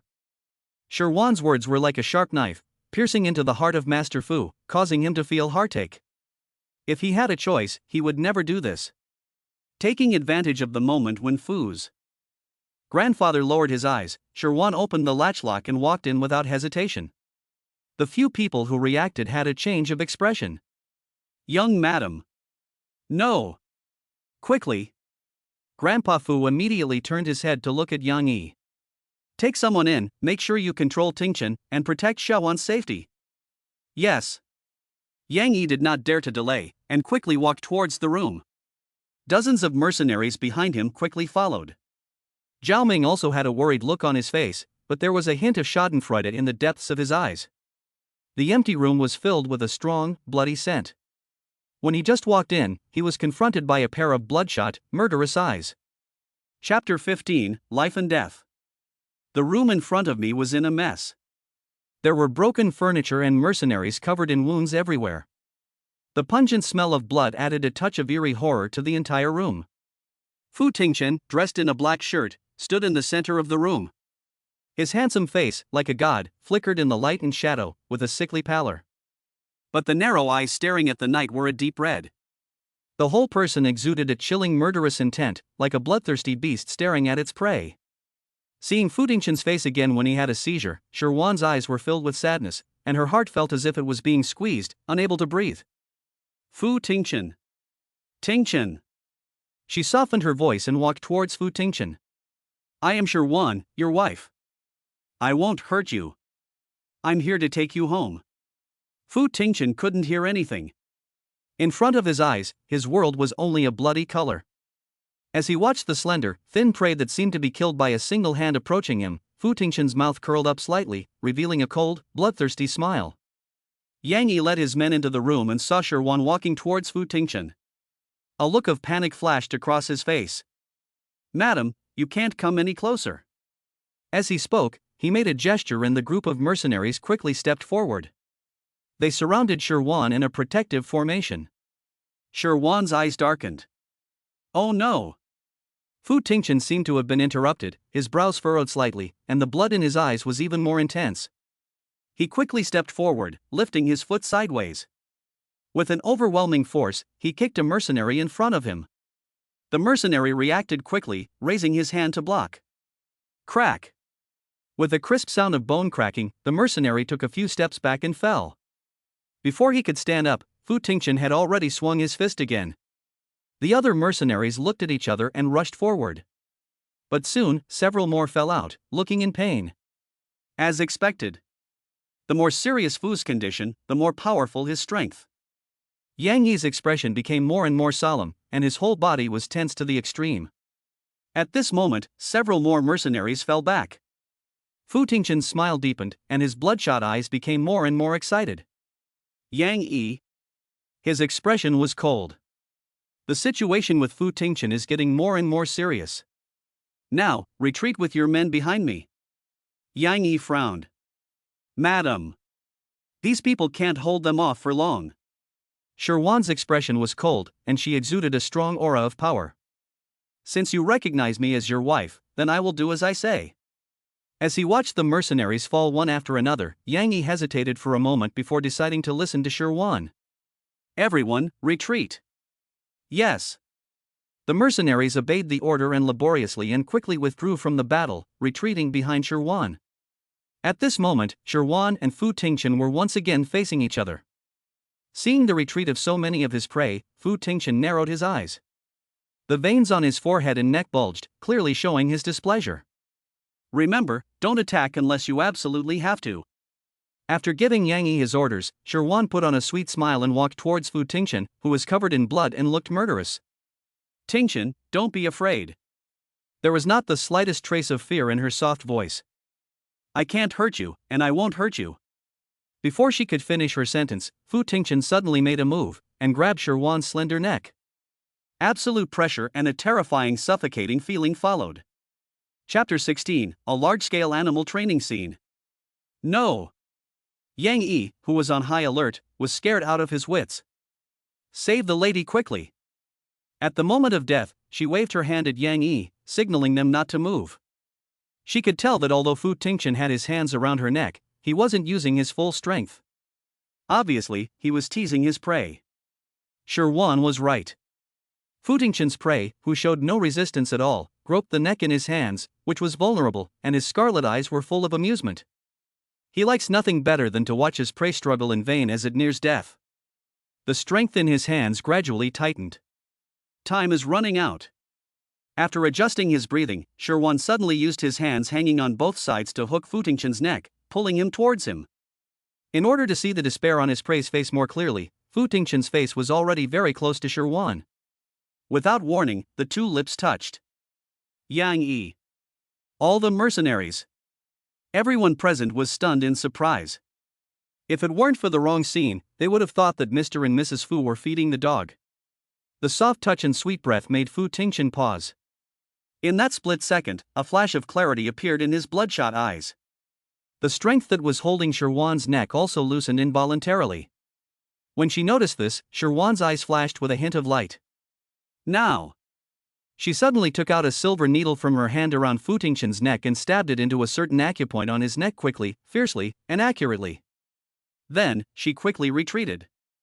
The sudden intake of fresh air made Sherwan cough uncontrollably. Fu Tingchen did not notice the insignificant tingling behind him. Instead, the soft touch and sweet smell of her leaving made him unable to help but be irritable. Come here.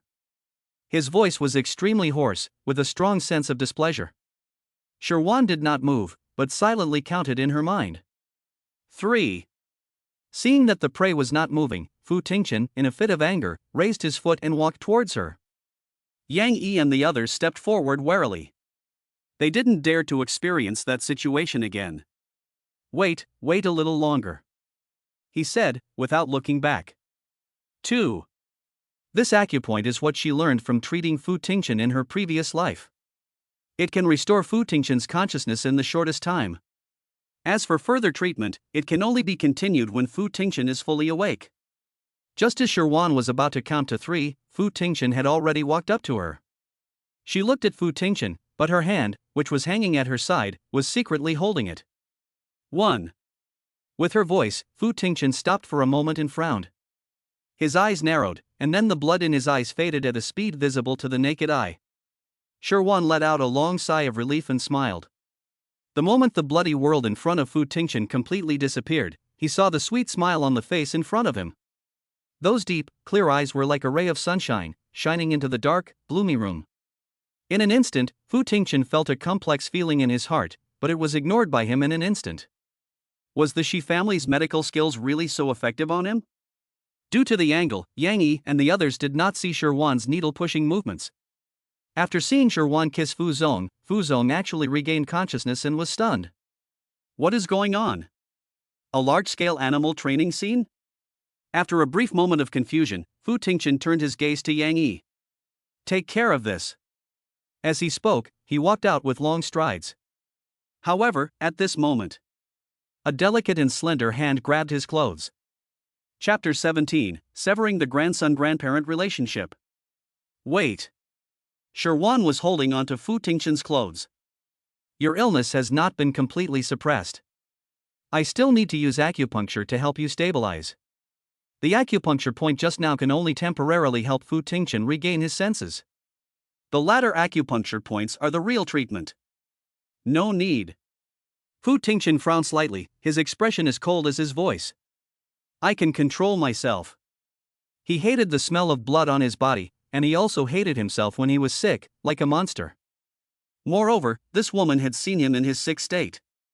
He didn't want to see any trace of fear or sympathy in her eyes. Fu Tingchen raised his foot and walked out, his handsome and sickly face was cold. However, instead of loosening Fu Tingchen's clothes, she followed him with a medical kit in her hand. Wherever you go, I will follow you. She suppressed the bitterness in her heart and continued to speak softly. Since I have already helped you with your treatment, I must be responsible for it to the end. Upon hearing this, Fu Tingchen suddenly stopped and slowly turned around. He never believed in care without reason.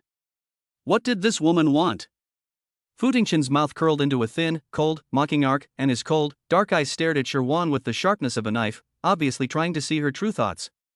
Sherwan saw her own figure fall into those familiar dark eyes, and her heart trembled, but she did not move away. The two of them just stared at each other. Seeing this, Yang Yi immediately gave a wink to the person behind him. The mercenary immediately nodded and stepped back. To Fu Tingchen's surprise, those sparkling eyes were full of worry, and even a hint of pain. Other than that, there was nothing. Fu Tingchen's brows furrowed, and the violent emotions that were simmering in his heart slowly subsided. At that moment, Tingchen, young master. Fu's grandfather and Uncle Yang walked in quickly, and when they saw Fu Tingchen, who had regained his senses, they were full of surprise. Zhao Ming, who followed behind, was surprised and his eyes widened. How is that possible? He has been hired by Mr. Fu to treat his illness for 5 or 6 years. In the past year, the frequency of Mr. Fu's seizures has increased, and the duration of the seizures has also increased. The amount of tranquilizers he prescribed for Fu Zong has also increased, but the effect of the medicine has become increasingly insignificant. This time, it was completely ineffective. How did the young lady of the Fu family manage to control the condition of Mr. Fu in such a short time? Fu Tingchen withdrew his gaze from the late night and looked sideways at Grandpa Fu. Grandpa, why are you so concerned about my illness? His voice was hoarse and full of indifference, but those who knew him well could hear the self-blame and pain in his voice. I'll be waiting outside. What's the fuss? Grandpa Fu ignored his grandson and looked up at Sherwan, his eyes full of hope. Sherwan, has Tingchen's condition been brought under control? No, it's just temporarily suppressed. After looking at Fu Tingchen, Sherwan's pretty face was filled with helplessness. Grandpa, Tingchen refuses to let me carry out follow-up treatment. Grandpa Fu is the only person in the Fu family who truly cares about Fu Tingchen. He is also the only person Fu Tingchen respects. As long as he nods, Fu Tingchen can't refuse. Although she knew it was wrong, Yang Yi still pulled the corners of her mouth. Is the young mistress complaining to the old man? Upon receiving his father's warning look, Yang Yi immediately suppressed the smile on his lips and looked cold and stern. What? Fu's father frowned and looked at Fu Tingchen with anger. You little brat, do you think I've lived too long? Do you want to make me die of anger? Fu Tingchen's lips pursed slightly, and he didn't say anything. He only gave a faint glance at Sherwan with his narrow, dark eyes. Sherwan looked away, pretending not to see. You rebellious grandson. Grandpa Fu raised his voice. If you don't let Sher treat you today, I'll cut off our relationship as grandfather and granddaughter. Uncle Yang and Yang Yi lowered their heads in unison. The old man is going to use his trump card. Sherwan Mei's eyes widened slightly. It can't be that serious, can it? She was about to speak when she heard Fu Tingchen's cold and muffled voice. I know. He looked at Sherwan. Follow me. Chapter 18, Don't avoid the doctor when you are sick. The spacious room is decorated in a monotonous black, white, and gray color scheme. Apart from the basic furniture, there is no decoration. It is extremely simple and cold, without any warmth. However, in the eyes of the time, it was a different picture. White roses everywhere, a raging fire, and two people lying in bed. The pain in his heart was unbearable, and his vision gradually blurred. Fu Tingchen came out of the bathroom and saw a beautiful woman crying, as if there was something horrible in front of her. It seems that this woman was not afraid when she was in the basement, but was slow to react and only reacted now.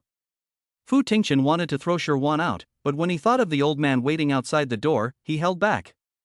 He walked towards the bed with a cold and indifferent expression.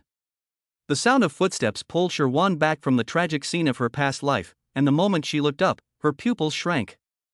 Fu Tingchen was wearing only black trousers for the convenience of acupuncture. The damp black short hair was casually brushed back, and water droplets dripped from the ends of the hair. It slid down his broad shoulders, across his broad chest, over his defined abs, and finally disappeared along his washboard stomach. Unlike his usual handsome and refined appearance, he exuded a fatal sensuality. Although they had done intimate things in their previous life, when she saw this body that was both familiar and strange, Sherwan's throat subconsciously slid down. Fu Tingchen looked at Sherwan Ming staring at his body in a daze, and a glimmer of light flashed in his dark eyes, with a coldness in his eyes that seemed to be smiling. Have you had enough? Not yet. Sherwan subconsciously shook his head, but the next moment he realized what he had done and nodded repeatedly. I've seen enough. She blushed slightly and explained with a forced smile. I was just studying the acupuncture points that I need to use later. Don't misunderstand. Fu Tingchen didn't say he believed it, nor did he say he didn't believe it. He just picked up the gray handkerchief by the bedside with a cold look and threw it to Sherwan. Wipe it off. Wipe it? She looked at Fu Tingchen's body and saw that he had a nosebleed. Sherwan was so embarrassed that she immediately grabbed the handkerchief and covered her nose. It's not what you think. It's just that the weather is too dry, that's why I'm bleeding from my nose. Don't misunderstand me. Fu Tingchen. Tears? His mouth curled slightly, and his expression was unclear. I told you to wipe your tears. Sherwan.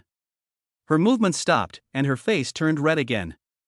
I have something in my eye. I'll go wash my face first, and then I'll give you an acupuncture treatment. While talking, Sherwan quickly ran to the bathroom. Fu Tingchen looked at Sherwan's panicked and slender back, and a faint smile flashed in his deep eyes. It was fleeting, as if it had never existed. When Sherwan washed her face with cold water and the blush on her face was barely visible, she came out of the bathroom. She took off her clothes. She opened the medicine chest and took out the silver needles that her grandfather had left her. She lay down on the bed. Fu Tingchen's eyes moved slightly, looking at Sherwan lightly. There are also several acupuncture points on her legs. Sherwan tried to speak in a calm voice without any emotions, but her beautiful eyes betrayed her nervousness. You don't avoid doctors when you're sick, right? Fu Tingchen suddenly wanted to tease her. Don't worry. He stood up and placed his hand on his belt. You are my wife, and no matter if I avoid the doctor or not, I will not avoid you. You are my wife. Her heart skipped a beat. Hearing this in a previous life and in this life, the feeling is completely different. Is this the difference between love and not love? At this moment, in the living room. Xiao Yi. Fu looked at Yang Yi. How did Xiaowan restore Tingchen's sanity in such a short time? Uncle Yang and Zhao Ming also looked at Yang Yi with curiosity. Chapter 19, It's not the medical skills that are lost, it's the beauty. How did Mrs. Young restore Mr. Fu's sanity? Yang Yi's handsome face was full of hesitation. This. What is this? Seeing his son stammering, Uncle Yang frowned. The old man is asking you, so answer him honestly. Zhao Ming watched from the side with a cold look. Yes. Yang Yi sighed in his heart and told him what he had seen. After he finished speaking, the living room fell into absolute silence. The three faces of the Fu family were full of surprise. Just a kiss? Ting Chen regained consciousness? Yes. Yang Yi nodded with absolute certainty. It was just a kiss, and everyone there saw it. Grandpa Fu didn't say anything, his old and wise eyes slightly narrowed, as if he was thinking about something. Uncle Yang also lowered his eyes and didn't say anything. Only Zhao Ming was full of astonishment, his eyes wide with surprise. Could it be that he lost to Mrs. Fu not because of his medical skills, but because of his looks? Thinking of this, he almost vomited blood in his heart. On the other side, her white, delicate fingers were groping on Fu Tingchen's back, and after finding the acupuncture points, she skillfully inserted the silver needles into his back. She had learned this set of acupuncture points from her grandfather not long after she had started learning medicine from him. He also supervised her practice from time to time. After marrying Fu Tingchen in a previous life, she realized the purpose of her grandfather. Sherwan knew her grandfather well. He was full of medical knowledge, and she knew that he would never have her do these things to please the Fu family. Then, why? In this life, she must figure this out. The soft, delicate hands behind her back caused a tingling sensation, and the faint sweet scent of a woman seemed to drift into Fu Tingchen's nostrils. His eyes narrowed slightly, and the muscles in his back involuntarily tightened. Sherwan noticed this scene and frowned. It's too hard. Relax. She stopped the needle and rubbed her tight muscles with her hands. Otherwise, the needles will easily be misplaced, which will not only be ineffective, but may even worsen the condition. Fu Tingchen's lips pursed slightly, adjusted his breathing for a moment, and forced himself to relax his muscles. That's more like it. Sherwan became serious again, and her hand continued to search downwards, to the man's muscular legs. Just bear with it a little longer, and it will be over soon. Fu Tingchen felt that he had to find a way to distract himself. Do you do this with all your patients? The deep, low voice was indescribably beautiful. What? You mean taking charge? While he was giving the injection, he answered Fu Tingchen's questions in a casual manner. This is our doctor's duty. Fu Tingchen pursed his lips. It seemed that he didn't know what to say to this woman. The room fell silent again. After a few minutes, Sherwan spoke with a smile. Okay. Fu Tingchen did not say anything, and his deep, dark eyes slightly narrowed. When Sherwan finished inserting the last needle, he felt a chill in his body, slowly consuming the violent energy. This was the first time he had felt this way. You'll feel very comfortable, so go to sleep peacefully. Sherwan's delicate features were covered in a thin layer of sweat, which, under the light, had a different kind of beauty. I'll go out first and let Grandpa Fu go back to rest. I'll come back to keep you company later. Before Fu Tingchen could reply, she got up and walked out. Come back to keep him company? Fu Tingchen looked at Sherwan, and a different emotion flashed through his deep eyes. City. In the dimly lit room, the man's hand that was playing with the Buddhist beads paused slightly. You mean, the woman named Sher really controlled Fu Tingchen's illness? Chapter 20, A Partial Father and a Hypocritical Stepmother. Yes. The middle-aged man with a scar on his left eyebrow nodded. Our people saw it with their own eyes, so there is no mistake. The Fu family is so lucky. The middle-aged man sensed the room's increasingly cold atmosphere and lowered his head even lower. Give the order. The man's dark eyes behind the gold-rimmed glasses were covered with a chilling frost, and he once again began to play with the prayer beads in his hands. He has made it his top priority to kill the time. Yes. The middle-aged man nodded and stepped back. Fu Manor. Sherwan sat by the bed, tracing the outline of Fu Tingchen with her hands. It was not long ago in the last life, and she had seen him clearly only the day before. But it seemed like a long time since Sherwan had seen him properly. It was as if the creator had carefully created his facial features, which had a sense of aloofness when he was awake, but were much softer when he was asleep. Fu Tingchen, in my previous life, I let you down and I let myself down. In this life, I will make up for it. The tears flowed uncontrollably down her face, and the hot liquid dripped down her cheeks onto Fu Tingchen's hand. She was startled, but fortunately Fu Tingchen did not wake up. Sherwan was afraid that she would wake Fu Tingchen up here, so after controlling her breathing, she went to the sofa and fell asleep. It looked easy to stick needles, but it was very mentally exhausting. Sherwan fell asleep on the sofa after a short while. Fu Tingchen, who had been asleep, suddenly opened his eyes, and his eyes were clear. Why was she crying? For him? Fu Tingchen looked at the place where the tears on his hand had evaporated, and then looked at the petite figure curled up on the sofa, his expression unpredictable. The next day, sunlight shone through the gaps in the window and into the room, bringing a hint of warmth to the cold room. The long, thick eyelashes trembled, and then slowly opened her eyes and sat up. She realized that she was actually sleeping in bed. When did Fu Tingchen carry her up here? How could she not feel it at all? Did they sleep in the same bed last night? At that moment, the door was knocked on gently. Young lady, are you awake? She looked at the clock and saw that it was already past noon. Yes, I'm awake. The person outside was obviously relieved. Grandpa, sir, and madam, and the second son are all waiting for you downstairs to eat. Please hurry down, madam. Sir, madam, and the second young master? Sherwan immediately understood. Fu Qiming in 1E, and Fu Tingchuan. Fu Tingchen's biased father and hypocritical stepmother, as well as his white-faced and black-hearted stepbrother. In their previous life, they didn't look at them kindly. Fortunately, Fu Tingchen never let them meet alone. I understand. You may leave now. Sherwan took a set of obviously brand new toiletries from the bedside table and took a white shirt from Fu Tingchen's bathroom and walked towards the bathroom. Living room. Fu's father was reading the newspaper on the sofa, his expression stern.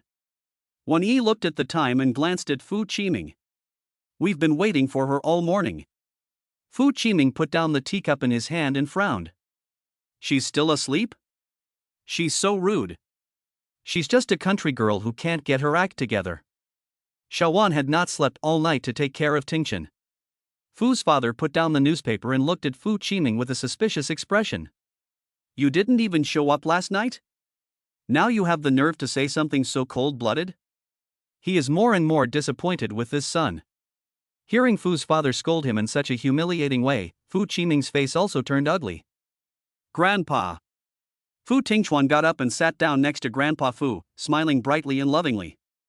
Dad picked me up last night and didn't know about Big Brother's illness. You can blame me if you want. Although Grandpa Fu was angry, he couldn't vent his anger on Fu Tingchuan just after he returned. Just as the atmosphere was getting tense, a soft voice rang out. Grandpa. Chapter 21, Who She Is Doesn't Matter. Kyoto. Fu Group Headquarters. President Fu. Yang Yi nodded. As you expected, after the news was released, there were several more forces around the manor. Do you need us? He didn't say the rest, but the murderous intent in his eyes already made everything clear. No hurry. Fu Tingchen's finger tapping on the table suddenly stopped, and his eyes, which were like a deep pool of ink, flashed a dark color. Wait a little longer. Yes. Yang Yi immediately understood. President Fu is trying to reel in a big fish with a long line. Right, Mr. Fu. Yang Yi suddenly thought of something and stopped his footsteps. After you left, the men followed the old man to the manor to visit you. To visit him?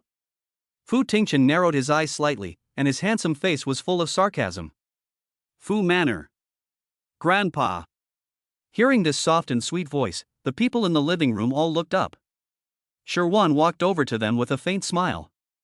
Because of the height difference, Fu Tingchen's shirt was almost the same length as her skirt, revealing her slender and straight legs. Her waist-length chestnut-colored long, fluffy curls were casually and lazily hanging behind her. Her fair and delicate face was not made up, but it was still strikingly beautiful. Fu Tingchuan looked at Sherwan and paused slightly with his cup in his hand. But he hit it well, and no one noticed. Fu Qiming's expression remained displeased. What's the use of being pretty? She's nothing but a country girl with no skills other than medicine. Wan Yi's face was smiling, but not in her eyes. Too beautiful is a demon. This woman's looks are a weapon anywhere. Perhaps she could use it against Fu Tingchen. At this thought, Wen Yi's smile became even more friendly. While they were looking at her, she was also looking at them. Fu Qiming, dressed in a suit, had an elegant demeanor. Although he was already in his 50s, he still looked handsome. Between his eyebrows and eyes, he looked somewhat similar to Fu Tingchen, but not as refined as Fu Tingchen. On the other side, wearing a dark, form-fitting cheongsam and well-maintained, is Wen Yi. If you don't know her, you'll definitely think she's gentle and kind, and easy to get along with. The handsome young man sitting next to Grandpa Fu is Fu Tingchuan. Although he has a bit of Fu Qiming's shadow, he is more like Wen Yi.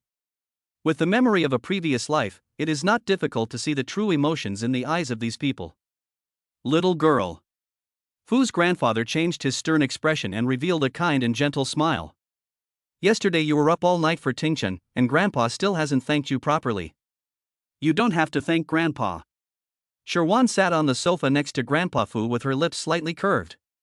Tingchen is my husband. He is not feeling well, and it is only right that I, as his wife, take care of him.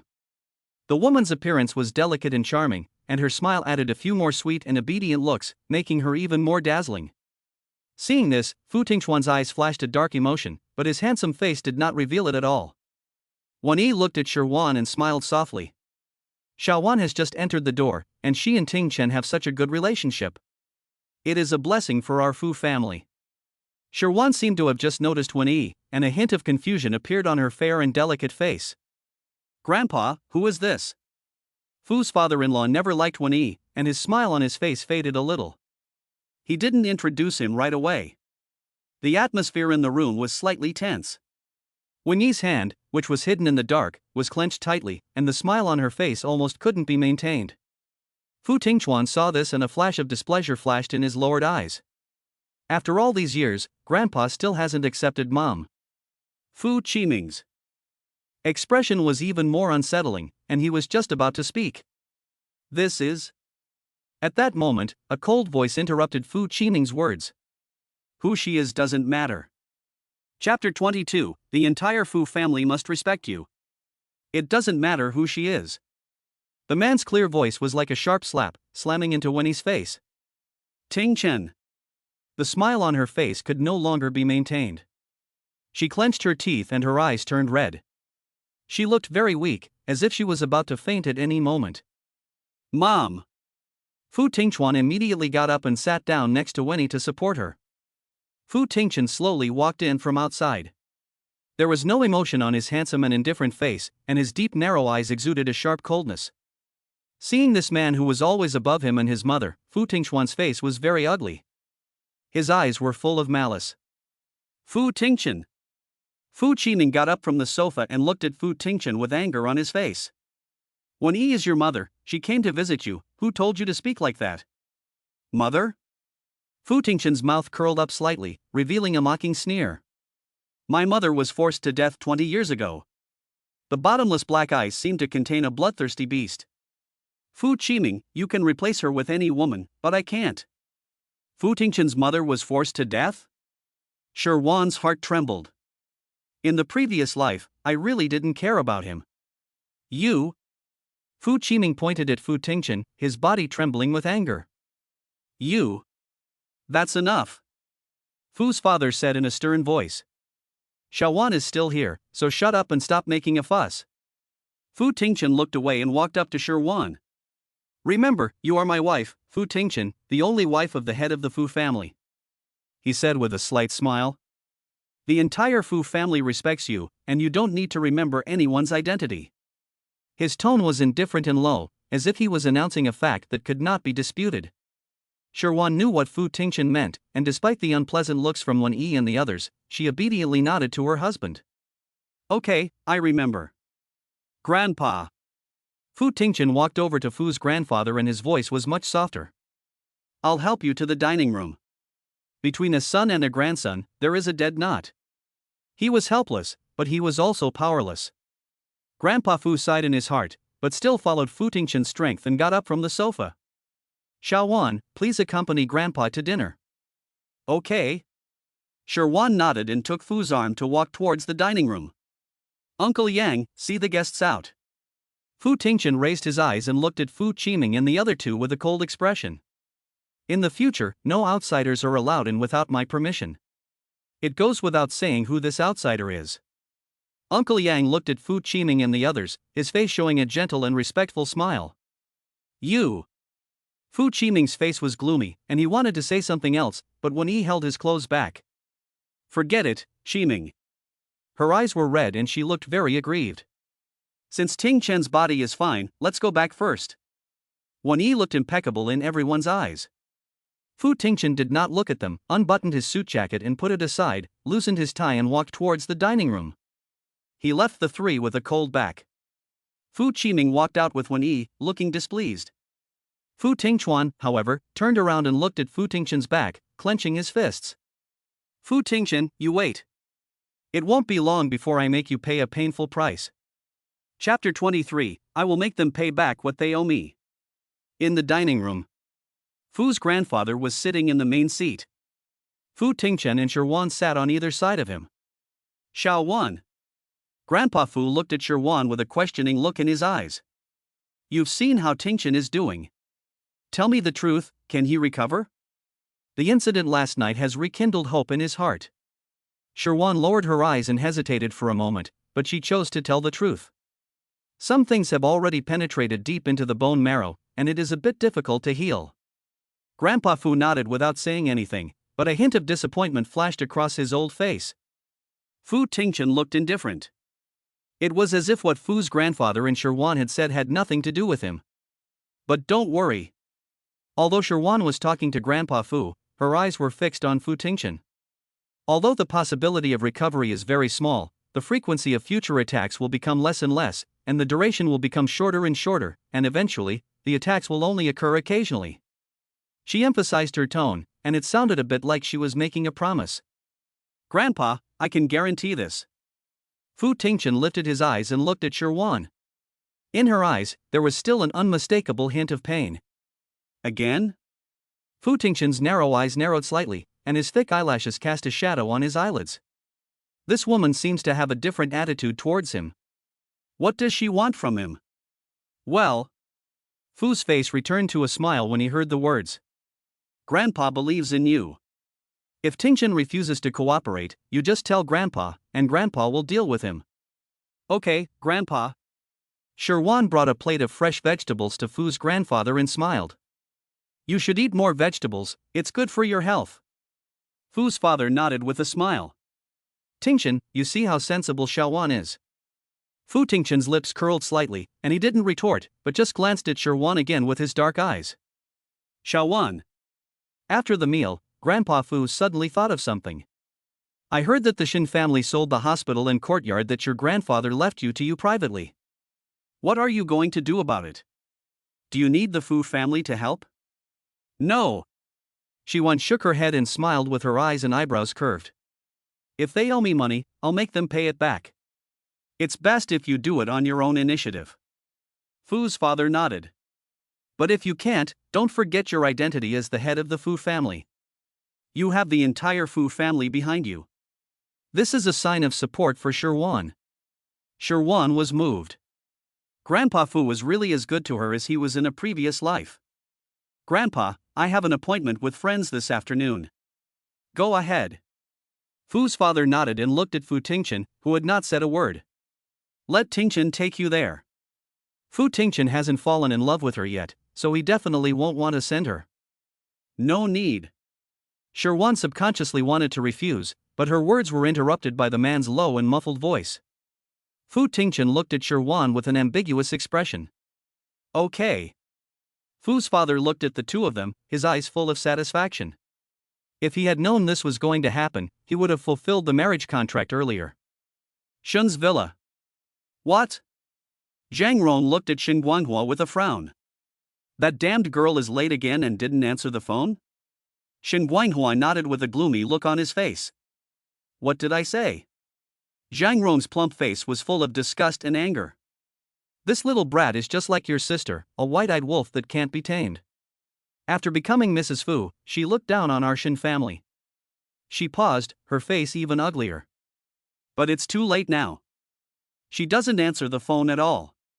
What should we do? Chapter 24, the lady is really good. What else can we do? Shen Guanghua's face was ugly. The dowry was promised in front of the Fu family, and if we delay any longer, the Fu family will have a problem with it. His eyes narrowed. First, bite the bullet and buy back the broken courtyard and the hospital, and then give it to the Fu family. Zhang Rong looked gloomy and said with clenched teeth. So we just have to swallow this silent loss? Of course not. Shen Guanghua snorted. We can take this opportunity to go to the Fu family to see Xiao Wan and use the difficulties of the Shen family group to talk to her. He lowered his eyes and continued.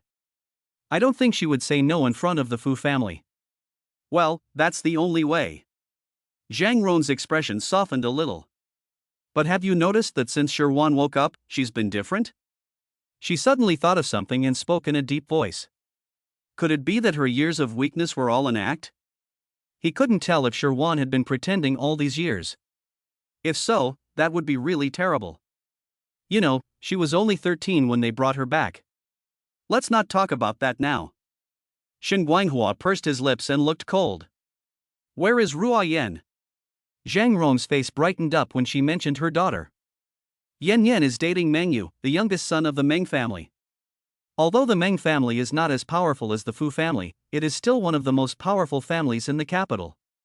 She sincerely hoped that her daughter would marry Meng Yu and enter the Meng family. When she heard it was Meng Yu, Shen Guanghua nodded without saying anything. Inside the black Rolls-Royce. President Fu actually cancelled an important international meeting in the afternoon to take his wife to the mall? Yang Yi drove the car with a smile on his face. Could it be that after last night, his boss has finally blossomed? Just as he was thinking this, he suddenly saw a pair of frosty black eyes in the rearview mirror. Yang Yi's heart trembled, and he immediately returned to his composure. Back seat. Fu Tingchen had a dark gray laptop in front of him, and his knuckles tapped on the keyboard from time to time. No wonder they say that serious men are the most handsome? Sherwan looked at Fu Tingchen's cold and three-dimensional profile and thought to herself. This woman seems to always like staring at herself in a daze. Fu Tingchen suddenly stopped his movements and looked at Sherwan, his deep and dark eyes looking like a smile. Do you like it? Sherwan paused for a moment, but still nodded seriously. It looks good. This is something that cannot be denied, no matter if it was in her past life or in this life, and no matter if she loves Fu Tingchen or not. Yang Yi's suppressed mouth once again couldn't help but twitch. Fu Tingchen was originally teasing Sherwan, wanting to see her panic like she did last night, but she unexpectedly answered him very seriously. He raised the corner of his mouth and returned his gaze to the computer. Then continue. Okay. Sherwan then continued to admire it with his hands on his side, and his thoughts also drifted away. This man is clearly not scary, so why did I fear him so much in a previous life? The interaction between the two almost made Yang Yi laugh out loud. Madam is really something. But soon, he couldn't laugh anymore. A white limited edition Ferrari suddenly ran a red light and came out from the side. Mr. Fu, Mrs. Fu, hold on tight. Yang Yi's eyes narrowed and he reacted as quickly as he could. He turned the steering wheel, slammed on the brakes, and did it all in one go. Squeak! The moment the Rolls-Royce stopped, the white Ferrari drove past it without stopping.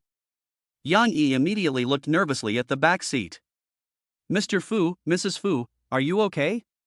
Before he could finish his sentence, he shut his mouth and turned his head away. He saw Mrs. Fu sitting in Mr. Fu's arms in a panic. Chapter 25, Live Broadcast. What happened? She was sitting in Fu Tingchen's arms, her hands tightly holding him, and her delicate face was a little pale. Her parents died in a car accident. Therefore, she instinctively feared the situation. Fu Tingchen's eyes darkened. He put his arm around Sherwan's waist and used his other hand to block her head from the car frame in a protective gesture. The softness of her body and the sweet smell of her breath made his pupils darken. This feeling was not unpleasant. Don't be afraid, everything will be fine. Fu Tingchen glanced at the direction where the white Ferrari disappeared, and said lightly. Yang Yi, start the car. Yes. Yang Yi started the car with a calm expression and continued driving towards the destination, but a smile of relief flashed in his eyes. If the old man could see this, he would be so happy. When the car started again, she realized that she was still clinging to Fu Tingchen's arms, and her face turned red. Why does she always make a fool of herself in front of Fu Tingchen? Sorry, I was a little scared just now. Sherwan looked up at Fu Tingchen and said in a soft voice as if nothing had happened. Put me down. The two were already close, and when Sherwan looked up, the two were almost nose to nose. Even their breathing was intertwined, and the atmosphere was ambiguous. Time seemed to have stopped. The kiss last night was out of necessity, but now Fu Tingchen is awake. At this close distance, Shuriyan's heart was beating faster and faster. Yang Yi. As a qualified assistant, he silently raised the back seat's partition. As Sherwan's cheeks grew more and more flushed, Fu Tingchen's eyes flashed with a hint of interest, and his mind changed instantly. The car had already started. Fu Tingchen's thin lips curled slightly, and he looked down at Sherwan's shirt, which had run up a lot, and slowly opened his mouth. Sit here. As he spoke, he wrapped his hands around Sherwan's waist and continued to work on his notebook. Sherwan felt that there was a hint of teasing in his words.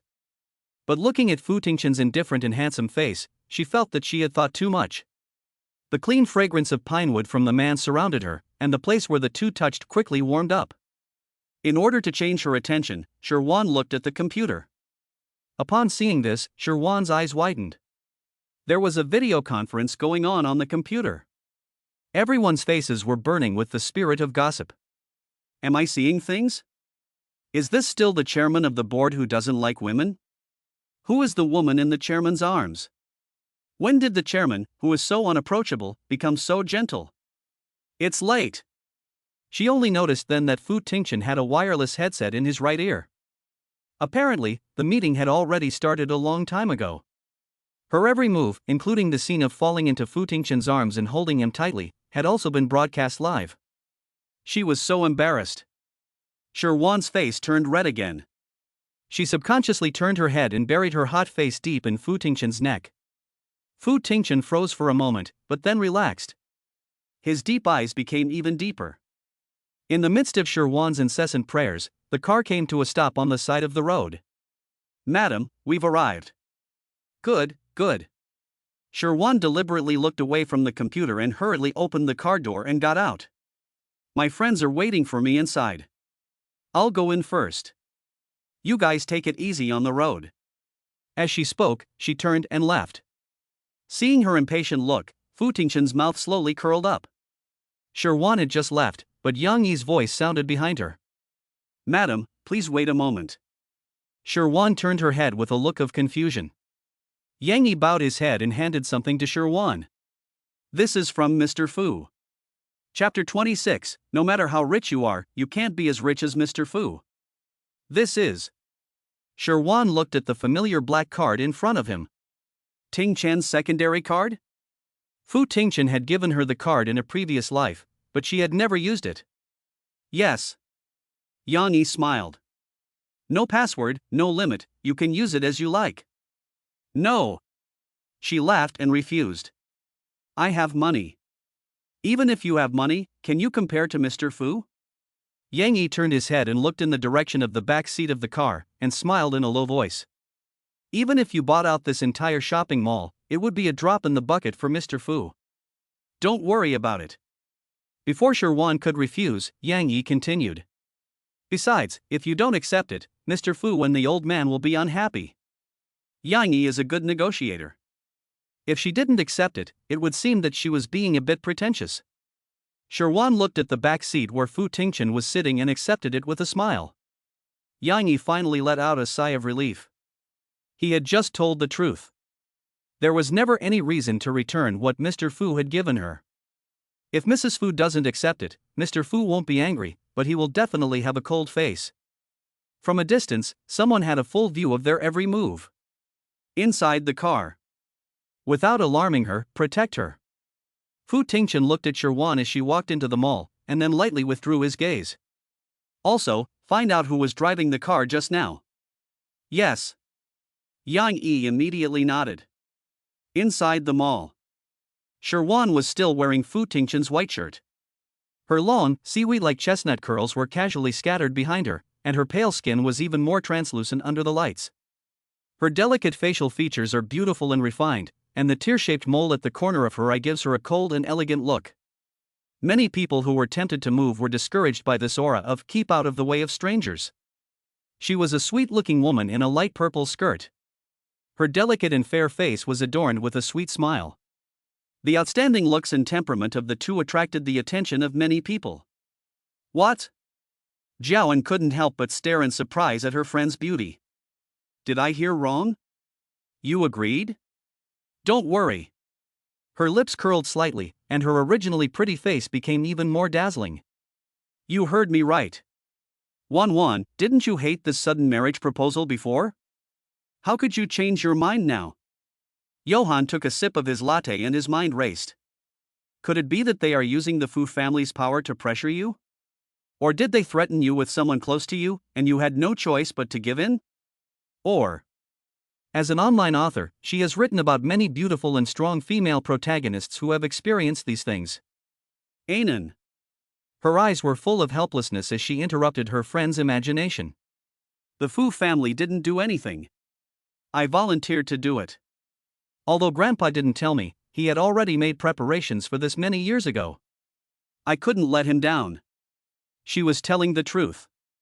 Grandpa taught her the family's needlework in advance and forced her to practice every day for Fu Tingshan's illness. Although, she didn't know why her grandfather did this. "So that's it." Joanne frowned. "But I heard that Fu Tingshan is a bloodthirsty, violent, ugly, dark monster." "Don't worry, it's all rumors." She thought of Fu Tingshan's handsome face and smiled. "You'll know when you see him for yourself." "That's good." Seeing her friend's confident look, Xiaoan let out a sigh of relief and smiled.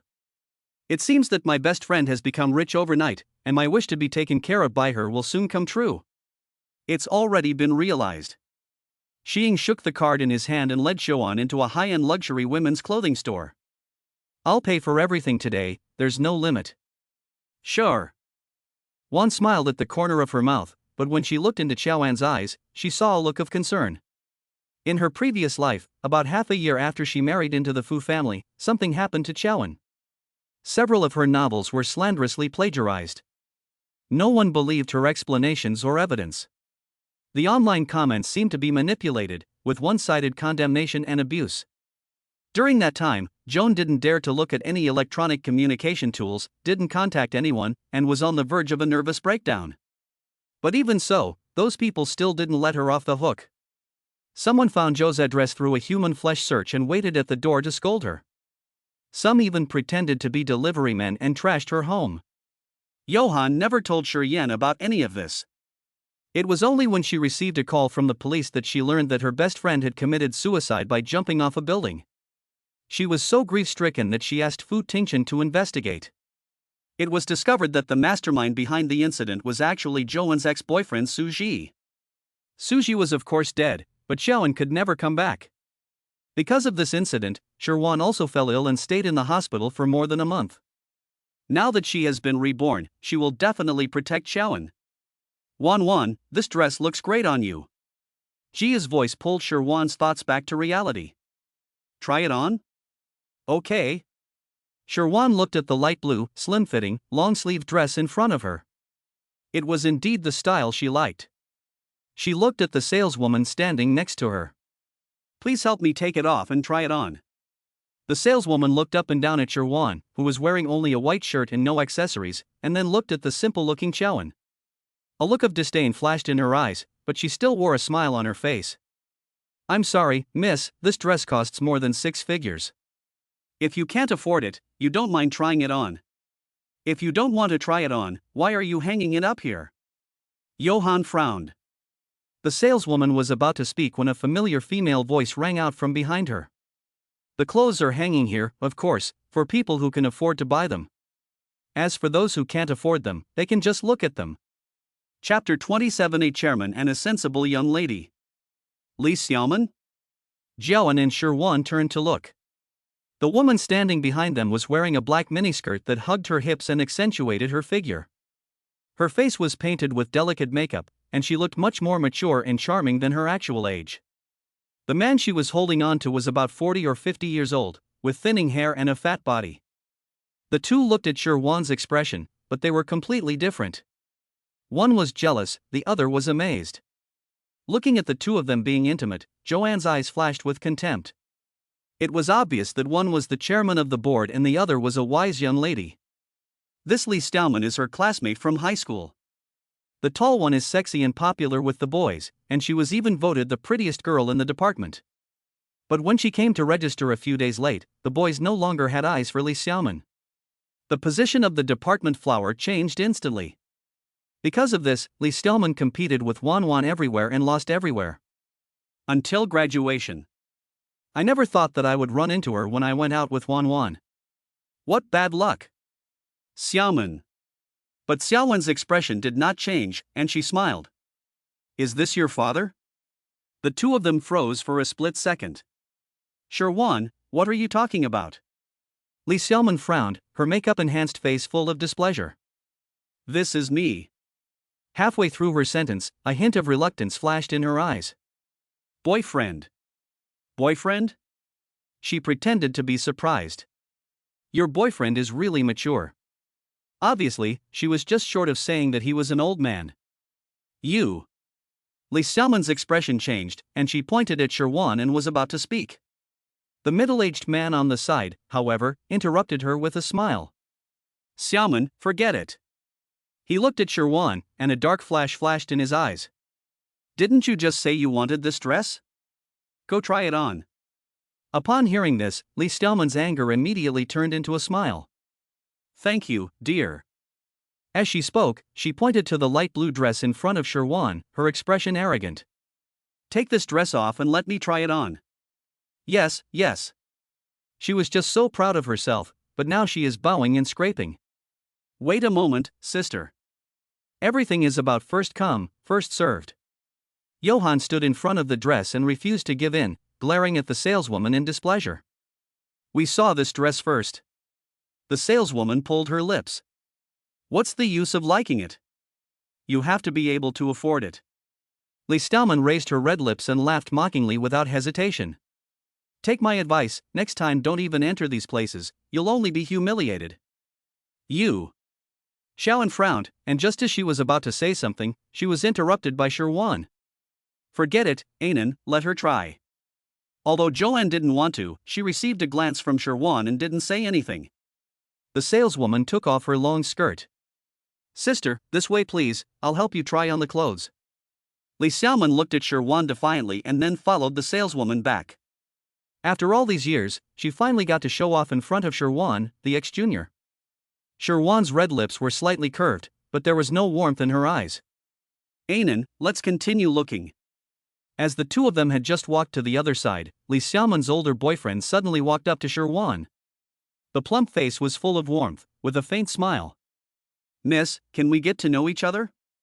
Get to know each other? Sherwan raised her eyebrows and her eyes glowed with coldness. Joanne, on the other hand, stood behind her beautiful friend and spoke coldly. Your girlfriend is still trying on clothes inside. You are Xiaoman's friend, which means you are my friend. The middle-aged man obviously didn't care about Lee Xiaoman, who was about to come out at any time. Get to know her. She won't say anything. If she dares to say anything, he will just take the opportunity to kick her. This woman is really beautiful, more beautiful than any woman he has ever seen. Thinking about this, the middle-aged man took a business card from his pocket and handed it to Sherwan. Once we get to know each other, we'll be friends. I'll pay for everything you like today. He had never failed to use this trick on young girls, especially those who were beautiful but had no assets. Is that so? Sherwan thought of something, and with a smile, she took the card. Huaxing Group, General Manager. Zhang Yuan. At this moment, not far away. That woman, is she Sherwan? Chapter 28, Teaching Lee Xiaoman a Lesson. It was her. The man lowered his cap and hid his eyes beneath it, looking around warily. Keep a close eye on him. He's our god of wealth. Don't worry. The man next to him tugged at the corner of his mouth and looked a little more serious. 80 million. Isn't that the god of wealth? The other side. Seeing Lee Stallman come out of the fitting room with a smug look on her face, Sherwan raised her eyebrows slightly and looked at Zhang Yuan with a faint smile in her eyes. You're paying for everything I like? Staring at the pair of eyes in front of him, which were as bright as stars, Zhang Yuan felt as if he had been scratched by a cat and was extremely itchy. "I'll buy it all." He said it, no woman can't be bought with money. Li Xiaoman, who had walked behind Zhang Yuan with a smile on her face, heard this and her face instantly turned extremely ugly. "No." She quickly walked over to Zhang Yuan and, with a displeased look on her face, took his arm. "Zhang Ge, you mustn't let her pay the bill. Zhang Yuan is generous with his money, and she only got him to pay after a long time of planning. Now that she's just trying on some clothes, Zhang Yuan is going to pay for her time? It must be Sherwan, this ex-junior, who took advantage of her absence to seduce Zhang Gu." Thinking of this, Li Xiaoman looked at Sherwan with even more anger. Sherwan looked at her with a calm expression, her clear eyes full of undisguised mockery. Xiaowan was also looking at Li Xiaoman. Li Xiaoman's style is sexy, and her skin is also tanned. Now wearing this extremely simple and elegant light blue sundress, she looks a bit out of place. Her original 7-point appearance had plummeted to 5 points. She pulled at the corner of her mouth. Sure enough, it's useless to grab something that doesn't suit you. Since Xiaoman doesn't want it, just forget it. Sherwan glanced at Zhang Yuan lightly, and the smile on her lips did not change at all. "Anan, let's go." Wait. Seeing that Sherwan was leaving, Zhang Yuan became anxious and pulled his hand out of Li Xiaoman's. "She has no say in my affairs." When he looked sideways at Li Xiaoman, the smile on his face turned into a warning.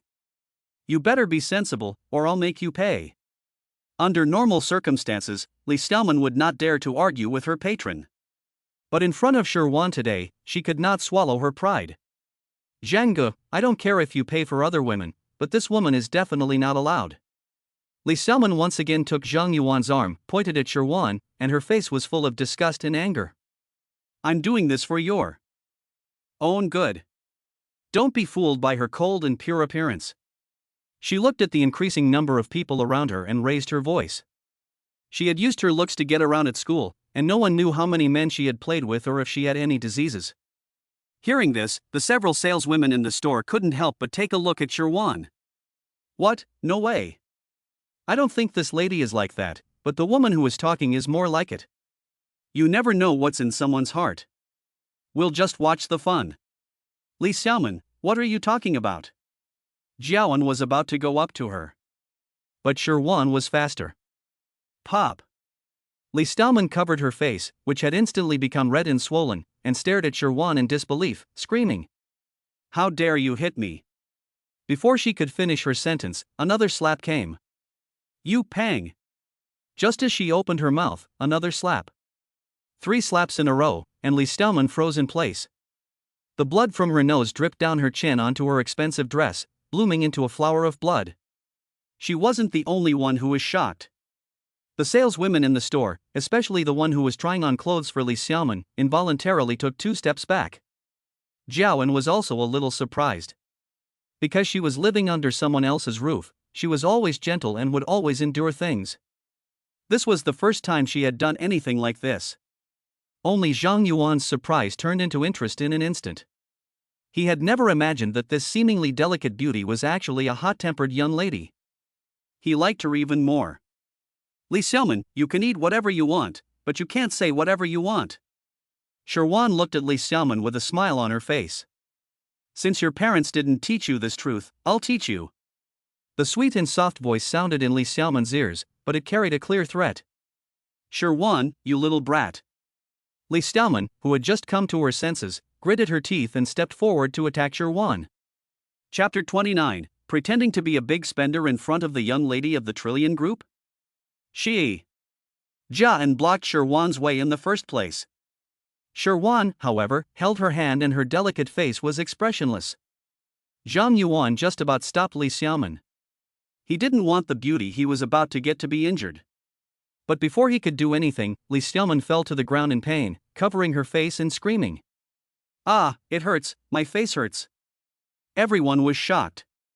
But when they looked more closely, they saw that Li Xiaoman's face was only a little more swollen than before, and there was nothing else wrong with it. They pulled their mouths. It seems that they are acting here. Only later did they realize that Li Xiaoman was really in pain. After all, she had a potion of her own research on her hands. It can amplify the pain of the wound by several times and last for 24 hours. Sherwan's smile deepened. Li Xiaoman would have to spend the next 24 hours in pain. Zhang Ge, do you think my face is ruined? Look at my face. Li Xiaoman looked at Zhang Yuan with pain on her face. Her originally charming and lovely face was distorted by the pain. No. Zhang Yuan felt that Li Xiaoman was shouting and yelling, which was very embarrassing, and his eyebrows furrowed in impatience. Stop messing around. You can go home now. Go back? I'm not going back. Li Xiaoman looked at Sherwan with a distorted expression. She was afraid that if she went back, the investor she had finally won over would fall into Sherwan's hands. Li Xiaoman. Zhang Yuan's face turned even uglier. If you keep this up, I'll show you what I'm capable of. Mr. Zhang, don't be angry. Emma looked at the bloodstained high-end dress on Li Xiaoman and was afraid that Zhang Yuan would not pay after he and Li Xiaoman had a falling out. She immediately went up to help Li Xiaoman. Sister, let me help you rest inside for a while. Li Xiaoman didn't want to leave, but seeing Zhang Yuan's warning gaze, she could only endure the pain and walk to the back lounge. Deep down, she was also afraid that Zhang Yuan would not pay the bill. When she reached Sherwan, Li Xiaoman said with a sinister look on her face. Sherwan, you wait for me. Sherwan's eyebrows curved. Okay. Seeing this, Li Xiaoman became even more frantic. The attendant didn't dare to delay, and half-carried and half-dragged Li Xiaoman to the restroom. But the moans of pain still came out from time to time. It was just a farce. Please don't mind, Miss Sher. Zhang Yuan walked over to Sherwan and smiled.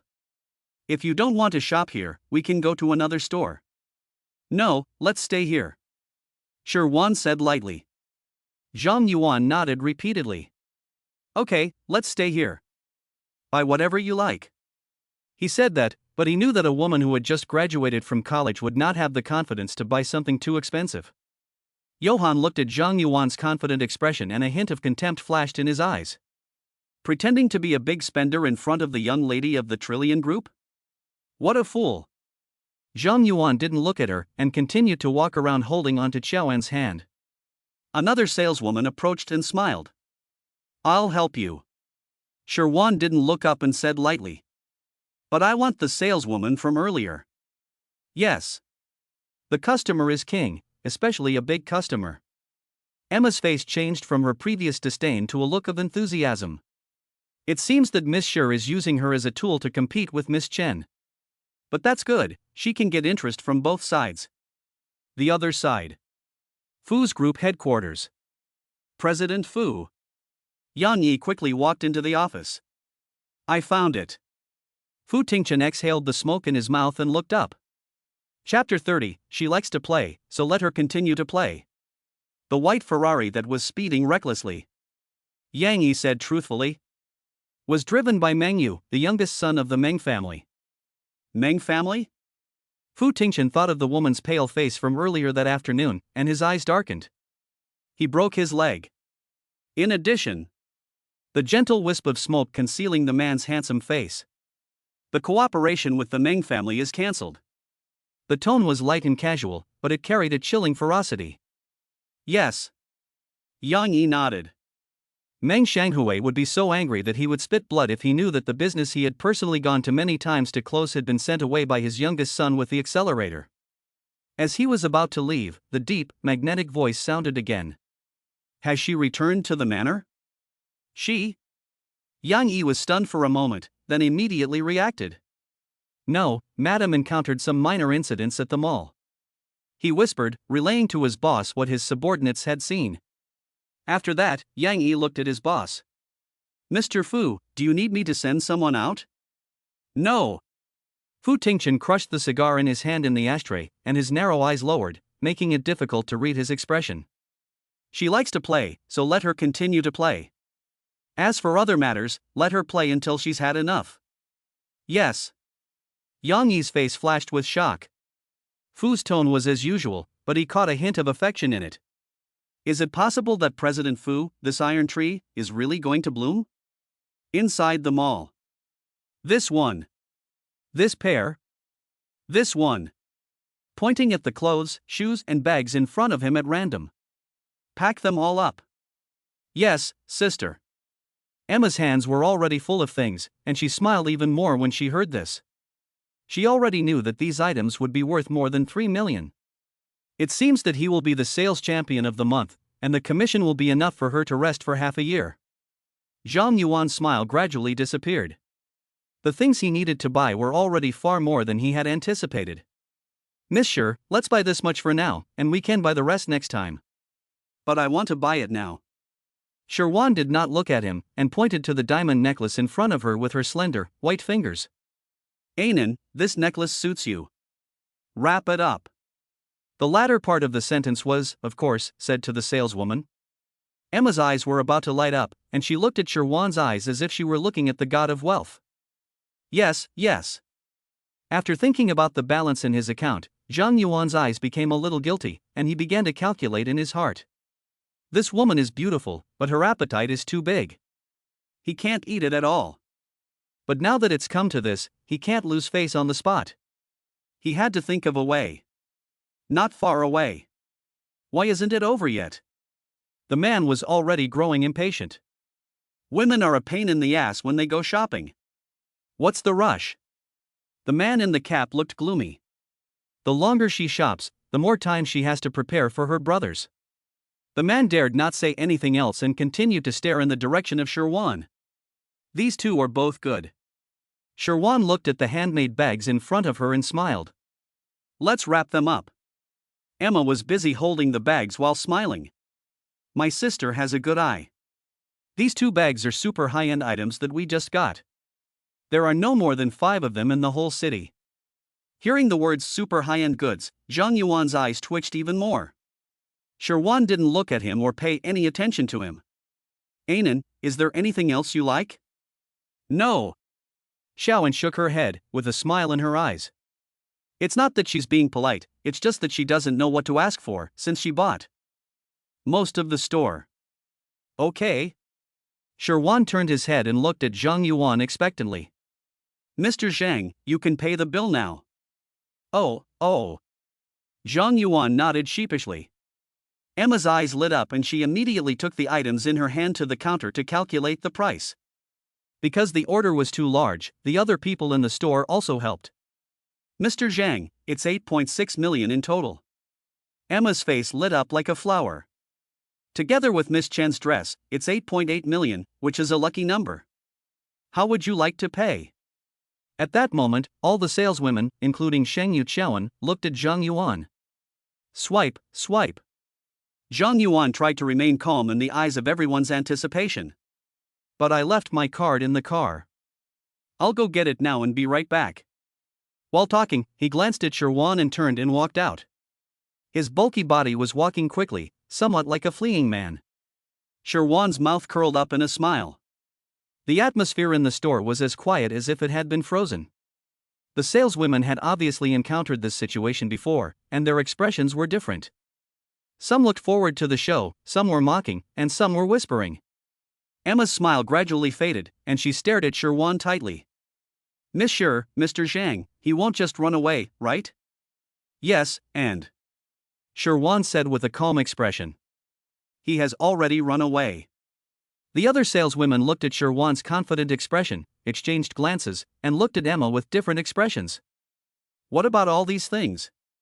With the super large order lost from under her nose, Emma's expression grew ugly at a speed visible to the naked eye, and her tone toward Sherwan was full of anger. So I've been wasting my time for half a day? Next time, if you don't have the means to be rich, don't just give orders to others, okay? You're really crazy with poverty. Before she could finish her sentence, something was thrown at her face. Swipe the card. What was thrown at Emma's face was a diamond card. Everyone was stunned. Emma's eyes widened even more, and she didn't mind at all that the card was used to slap her in the face. Swipe. What, are you surprised? Sherwan laughed leisurely, and she was even more stunningly beautiful. That's right, I forgot to tell you. Her eyes narrowed slightly. I don't need a sugar daddy because I am one. Right, sorry, sis. Emma recovered, adjusted her face and smiled again. Let me swipe your card for you. As she spoke, she quickly swiped her card through the machine, pressing the button for 8.6 million. Swipe. With a beep, the transaction was successful. Everyone looked at each other. I'm really sorry, sister. I was blind and said nonsense. Emma's heart was completely relieved. She looked at Sherwan with an extremely sincere apology on her face, and her back was bent more than 90 degrees. I was just so angry at Mr. Zhang that I said things I shouldn't have. Please don't be angry. It's all my fault. It's okay. Thank you, sister. Hearing this, Emma let out a long sigh of relief. This woman is really easy to please. Shall I pack it for you? But then, at this moment, Sherwan spoke again. Wait, I suddenly remembered. She looked at Emma with a smile at the corners of her eyes, but her eyes were cold. You said at the beginning that some things are not for everyone. Sherwan looked at the luxury goods in front of her and frowned. These things are good, but you've touched them all, and I don't want them anymore. Emma's face instantly turned pale. Chapter 31, Still Not Enough Pain? What? Emma's face turned pale. All of it? What? The eyebrows are raised late, and the handsome face is accompanied by a smile with no warmth. Is there a problem? Emma clenched her teeth and was extremely reluctant, but she didn't dare to refuse. Someone who can easily come up with 8 million renminbi is definitely someone she can't afford to offend. Looking at Emma's face, Joanne's pretty and cute face revealed a smile. Serves you right. The jealousy in the eyes of the other saleswomen turned into gloating. Emma, give these two ladies a refund. A manager like man came in from outside in a hurry. Emma's face turned even uglier when she saw the man. Yes, sir. After answering, she lowered her head and silently processed the refunds one by one. Seeing the huge commission slip away from her, Emma regretted it to the extreme, and tears welled up in her eyes. Be careful. Johann smiled and told her exactly what she had said. If the goods get dirty, they won't sell. Seeing this, the manager knew that Emma had really offended these two customers. He glared at Emma, then bowed apologetically to Sherwan and Joe. I am truly sorry for the unpleasant shopping experience you have had. To express my apology, how about I upgrade you both to our store's VIP members? These are big customers, worth millions, and it would be a huge loss to lose them. Who knows, it was just a short time away, and something like this happened. No. I glanced at Emma, who looked like a pig's liver, and opened my lips. I'm not impressed with your service. Yes, I'm really sorry. Although the manager was very reluctant, he knew that it was his own employee's fault and dared not say anything more. As for Emma, he would not allow her to continue working. After the return, the manager escorted a pale-faced Emma to the door with Rencho and Sherwan. At that moment, Sherwan, stop right there.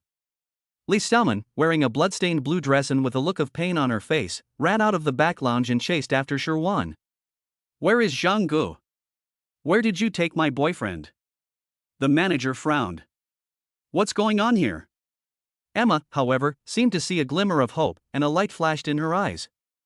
Luckily, I still have this dress. Oh, you mean that old, fat man?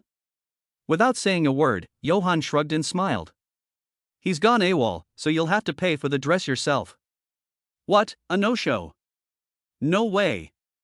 Li Xiaoman's face twisted in pain and disbelief. It must be you, UXKR, it must be you. As she spoke, she walked towards Sherwan again. What? Sherwan didn't move, just staring at Li Xiaoman coldly.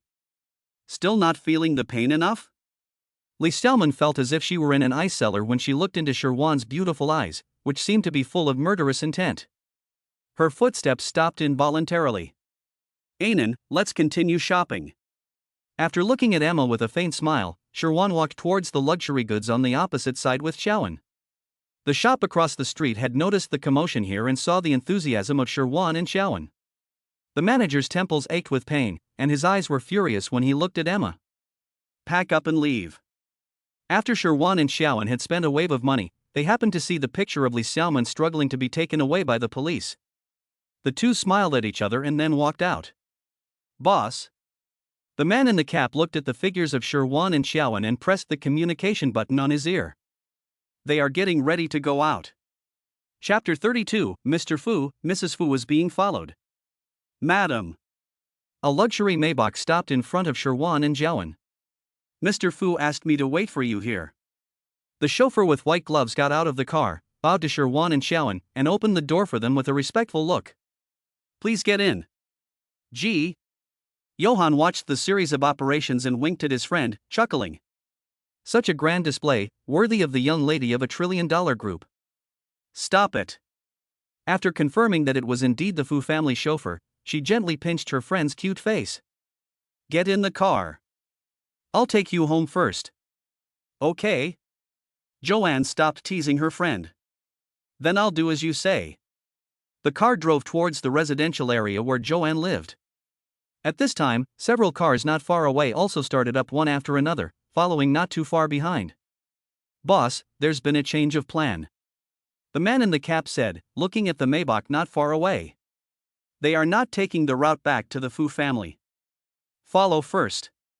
The man on the other end of the phone said in a displeased voice. Adapt to the situation. Yes. The man in the cap narrowed his eyes and slightly increased his speed. The other cars followed suit. At this moment, Fu's group headquarters.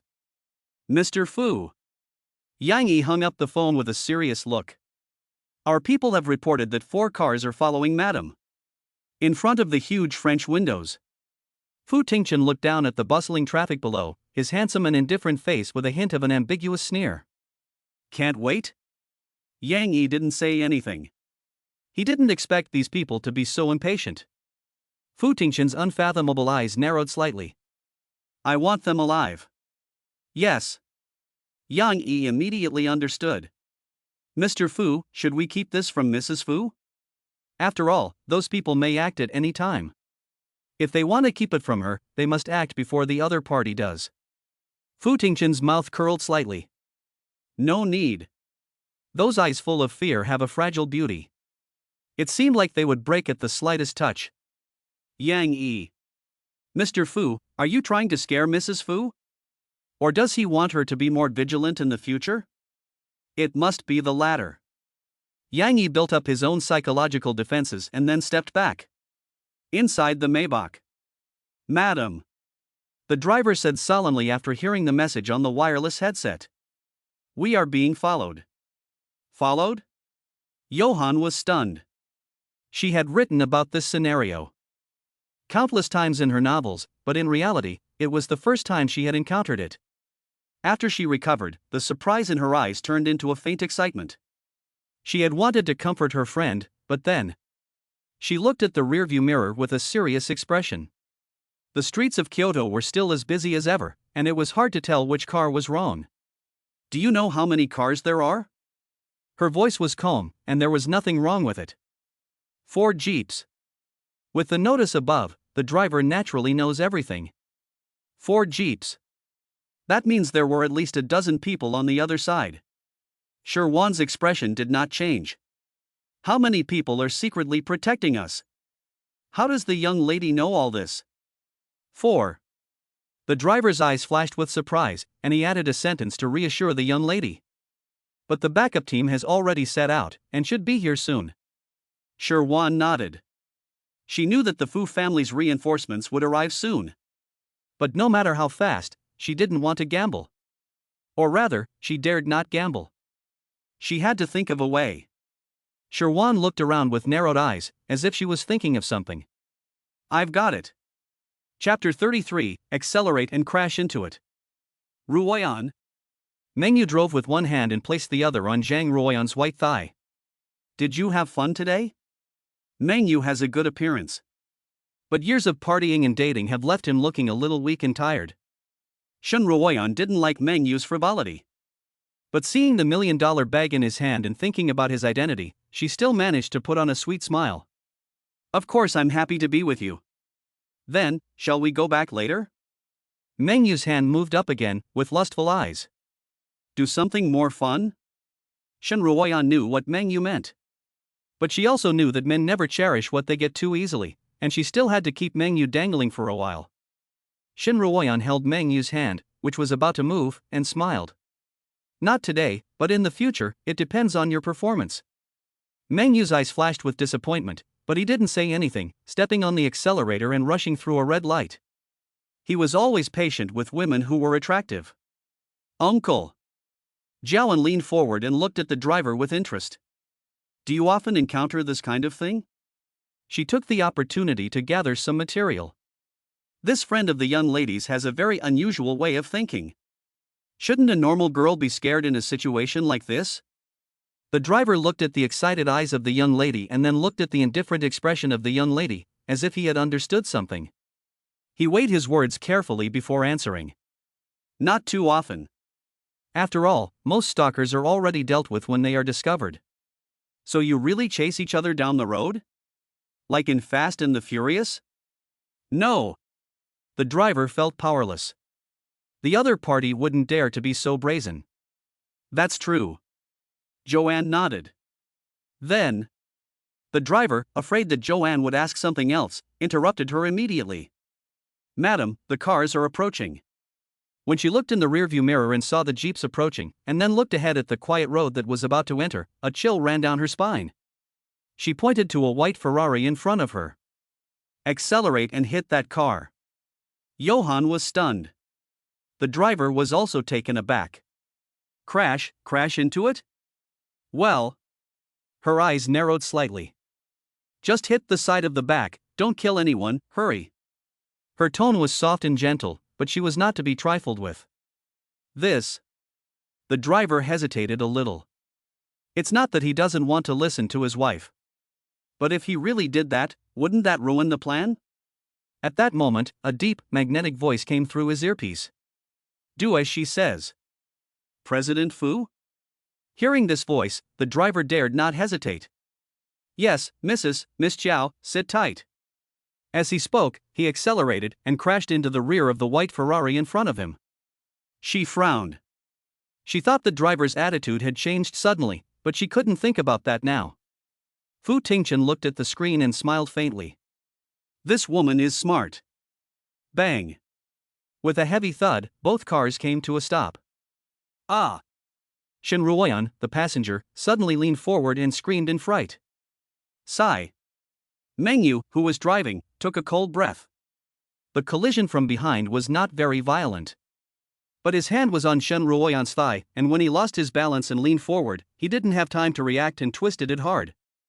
From the sound of the bone breaking, it was clear that it was definitely broken. MD, let me see what kind of inconsiderate thing dared to hit my car. Meng Yu took off his seatbelt and walked out of the car with a look of anger on his face. If he doesn't pay for the damage and ruin his family, I'll make him kneel on the ground and kowtow to me. The collision of the two cars caused a partial traffic jam at the traffic light. Many passers-by saw that the two cars were top-of-the-line luxury cars and gathered around to watch the commotion. In the back of the Jeep. How could this happen? Chapter 34, no matter how rich or powerful you are, can you compare to the Ming family? MD. The slightly overweight man's face was full of anger. Why did the accident happen at this time? Didn't you say that the Fu family's drivers were all carefully selected? The man in the cap looked at the growing crowd around him and his face turned ashen. They did it on purpose. On purpose? The anger on the slightly overweight man's face instantly turned to solemnity. You mean, we've been discovered? It seems so. The man in the cap was looking around warily. You immediately contact the boss, tell him the situation, and request a retreat. The slightly overweight man looked at the Maybach not far away, his eyes full of resentment. But, just like that? That's 80 million. If not, can we just take it? The man in the cap furrowed his brow and emphasized his point. We know the Fu family's power well. Every second we delay increases our danger. Yes. The slightly overweight man helplessly picked up his phone. At this moment, not far away. Come out here. Meng Yu took out the baseball bat in the car and smashed it hard on the windshield of the Maybach. He hit my car, but he still doesn't dare to come out and hide inside like a coward? The driver saw the four jeeps turning around and knew what was going on. Young lady, Miss Chiao. He unbuckled his seatbelt and said gently. You two sit in the car, I'll go take a look. He noticed the movements of the four cars and felt a slight sigh of relief. Whatever it costs, just pay him back. the driver nodded and opened the door to get out of the car. Seeing this, Meng Yu's anger finally found an outlet. Finally, you know how to get down? He took 2 steps forward and held the driver's head with a baseball bat. If you don't come down, I'll set your car on fire. Wenjo frowned. Johann also looked displeased. Who is this guy? Why is he so arrogant? Among the onlookers, someone recognized Meng Yu's identity. The owner of the white Ferrari is Meng Yu, the young master of the Meng family, right? Yes, it's him. The person next to him nodded in affirmation. I saw the news about him and a popular young actress the other day. I really don't envy the Mandarin ducks or immortals, but I envy young Master Meng every day. Meng Yu is notoriously short-tempered. If he bumps into him, the owner of the Maybach will be in trouble. That's not necessarily the case. After all, the owner of a Maybach must be either rich or powerful. No matter how rich or powerful they are, can they compare to the Meng family? Sir, I am truly sorry. It was my mistake that caused the accident.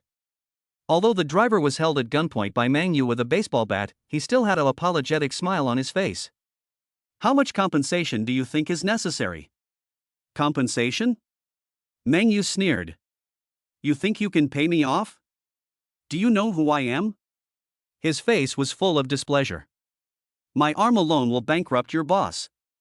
Do you believe me? No. The driver thought this, but still wore an apologetic expression on his face. Now, call your boss. Meng Yu said coldly, tapping the driver on the head with a baseball bat. Tell him to come over here right now and apologize on his knees, or I'll make sure he's sorry. Ha ha. The driver's eyes flashed with a hint of ridicule, but he didn't move. I'm really sorry, my boss is busy right now. Why don't you just work out the compensation details? MD, don't you understand what I'm saying? Meng Yu was angered by the driver's attitude and took a baseball bat and was about to swing it at his head. At that moment. Stop. Chapter 35, A woman with character is more attractive. Stop. The voice was soft and gentle, but it carried an inexplicable air of power. Meng Yu subconsciously stopped moving and turned to look. Not only him, but also the other people who were watching the fun also looked at the figure who got out of the back seat of the Maybach. Fair skin, waist-length chestnut curls, delicate facial features. The simple white shirt she was wearing had a lazy and cold beauty. The setting sun shone on her body, like a magazine that had been carefully trimmed. So beautiful. Yes, she was much more beautiful than the current pop stars. Beauty is sometimes a weapon. One of them whispered. Meng Xiao's anger is probably going to explode. Several people heard the deep meaning in the words and all laughed softly. She's so beautiful. More beautiful than any woman he had ever seen before. Meng Yu looked at the time and was full of amazement in his eyes. He also had an uncontrollable thought in his heart. He wants to get this woman. Every night. Johann was shocked by Sherwan's action of getting off the car without saying a word. After he reacted, he immediately got off the car and stood next to Sherwan. Be careful. She was afraid that this arrogant and domineering man would hurt Wanwan. Young lady. The driver, who had originally been apologetic, changed his expression and stood in front of Sherwan. I can handle this. Please go back to the car. It's fine. Sherwan did not move, and her beautiful eyes were full of coldness as she looked at Meng Yu. Go to the back. Yes. The driver dared not disobey Sherwan's order, so he just stood aside with his head bowed. Everyone's attention was clearly still on the previous title. Young lady? This woman has already married at a young age? Meng Yu's eyes flashed with disappointment, but it quickly disappeared.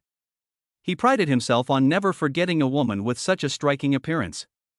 Since he hadn't seen her at any of the parties or dinners, it meant that the man wasn't a big shot. In that case, there is nothing to worry about. Is it late? It's her.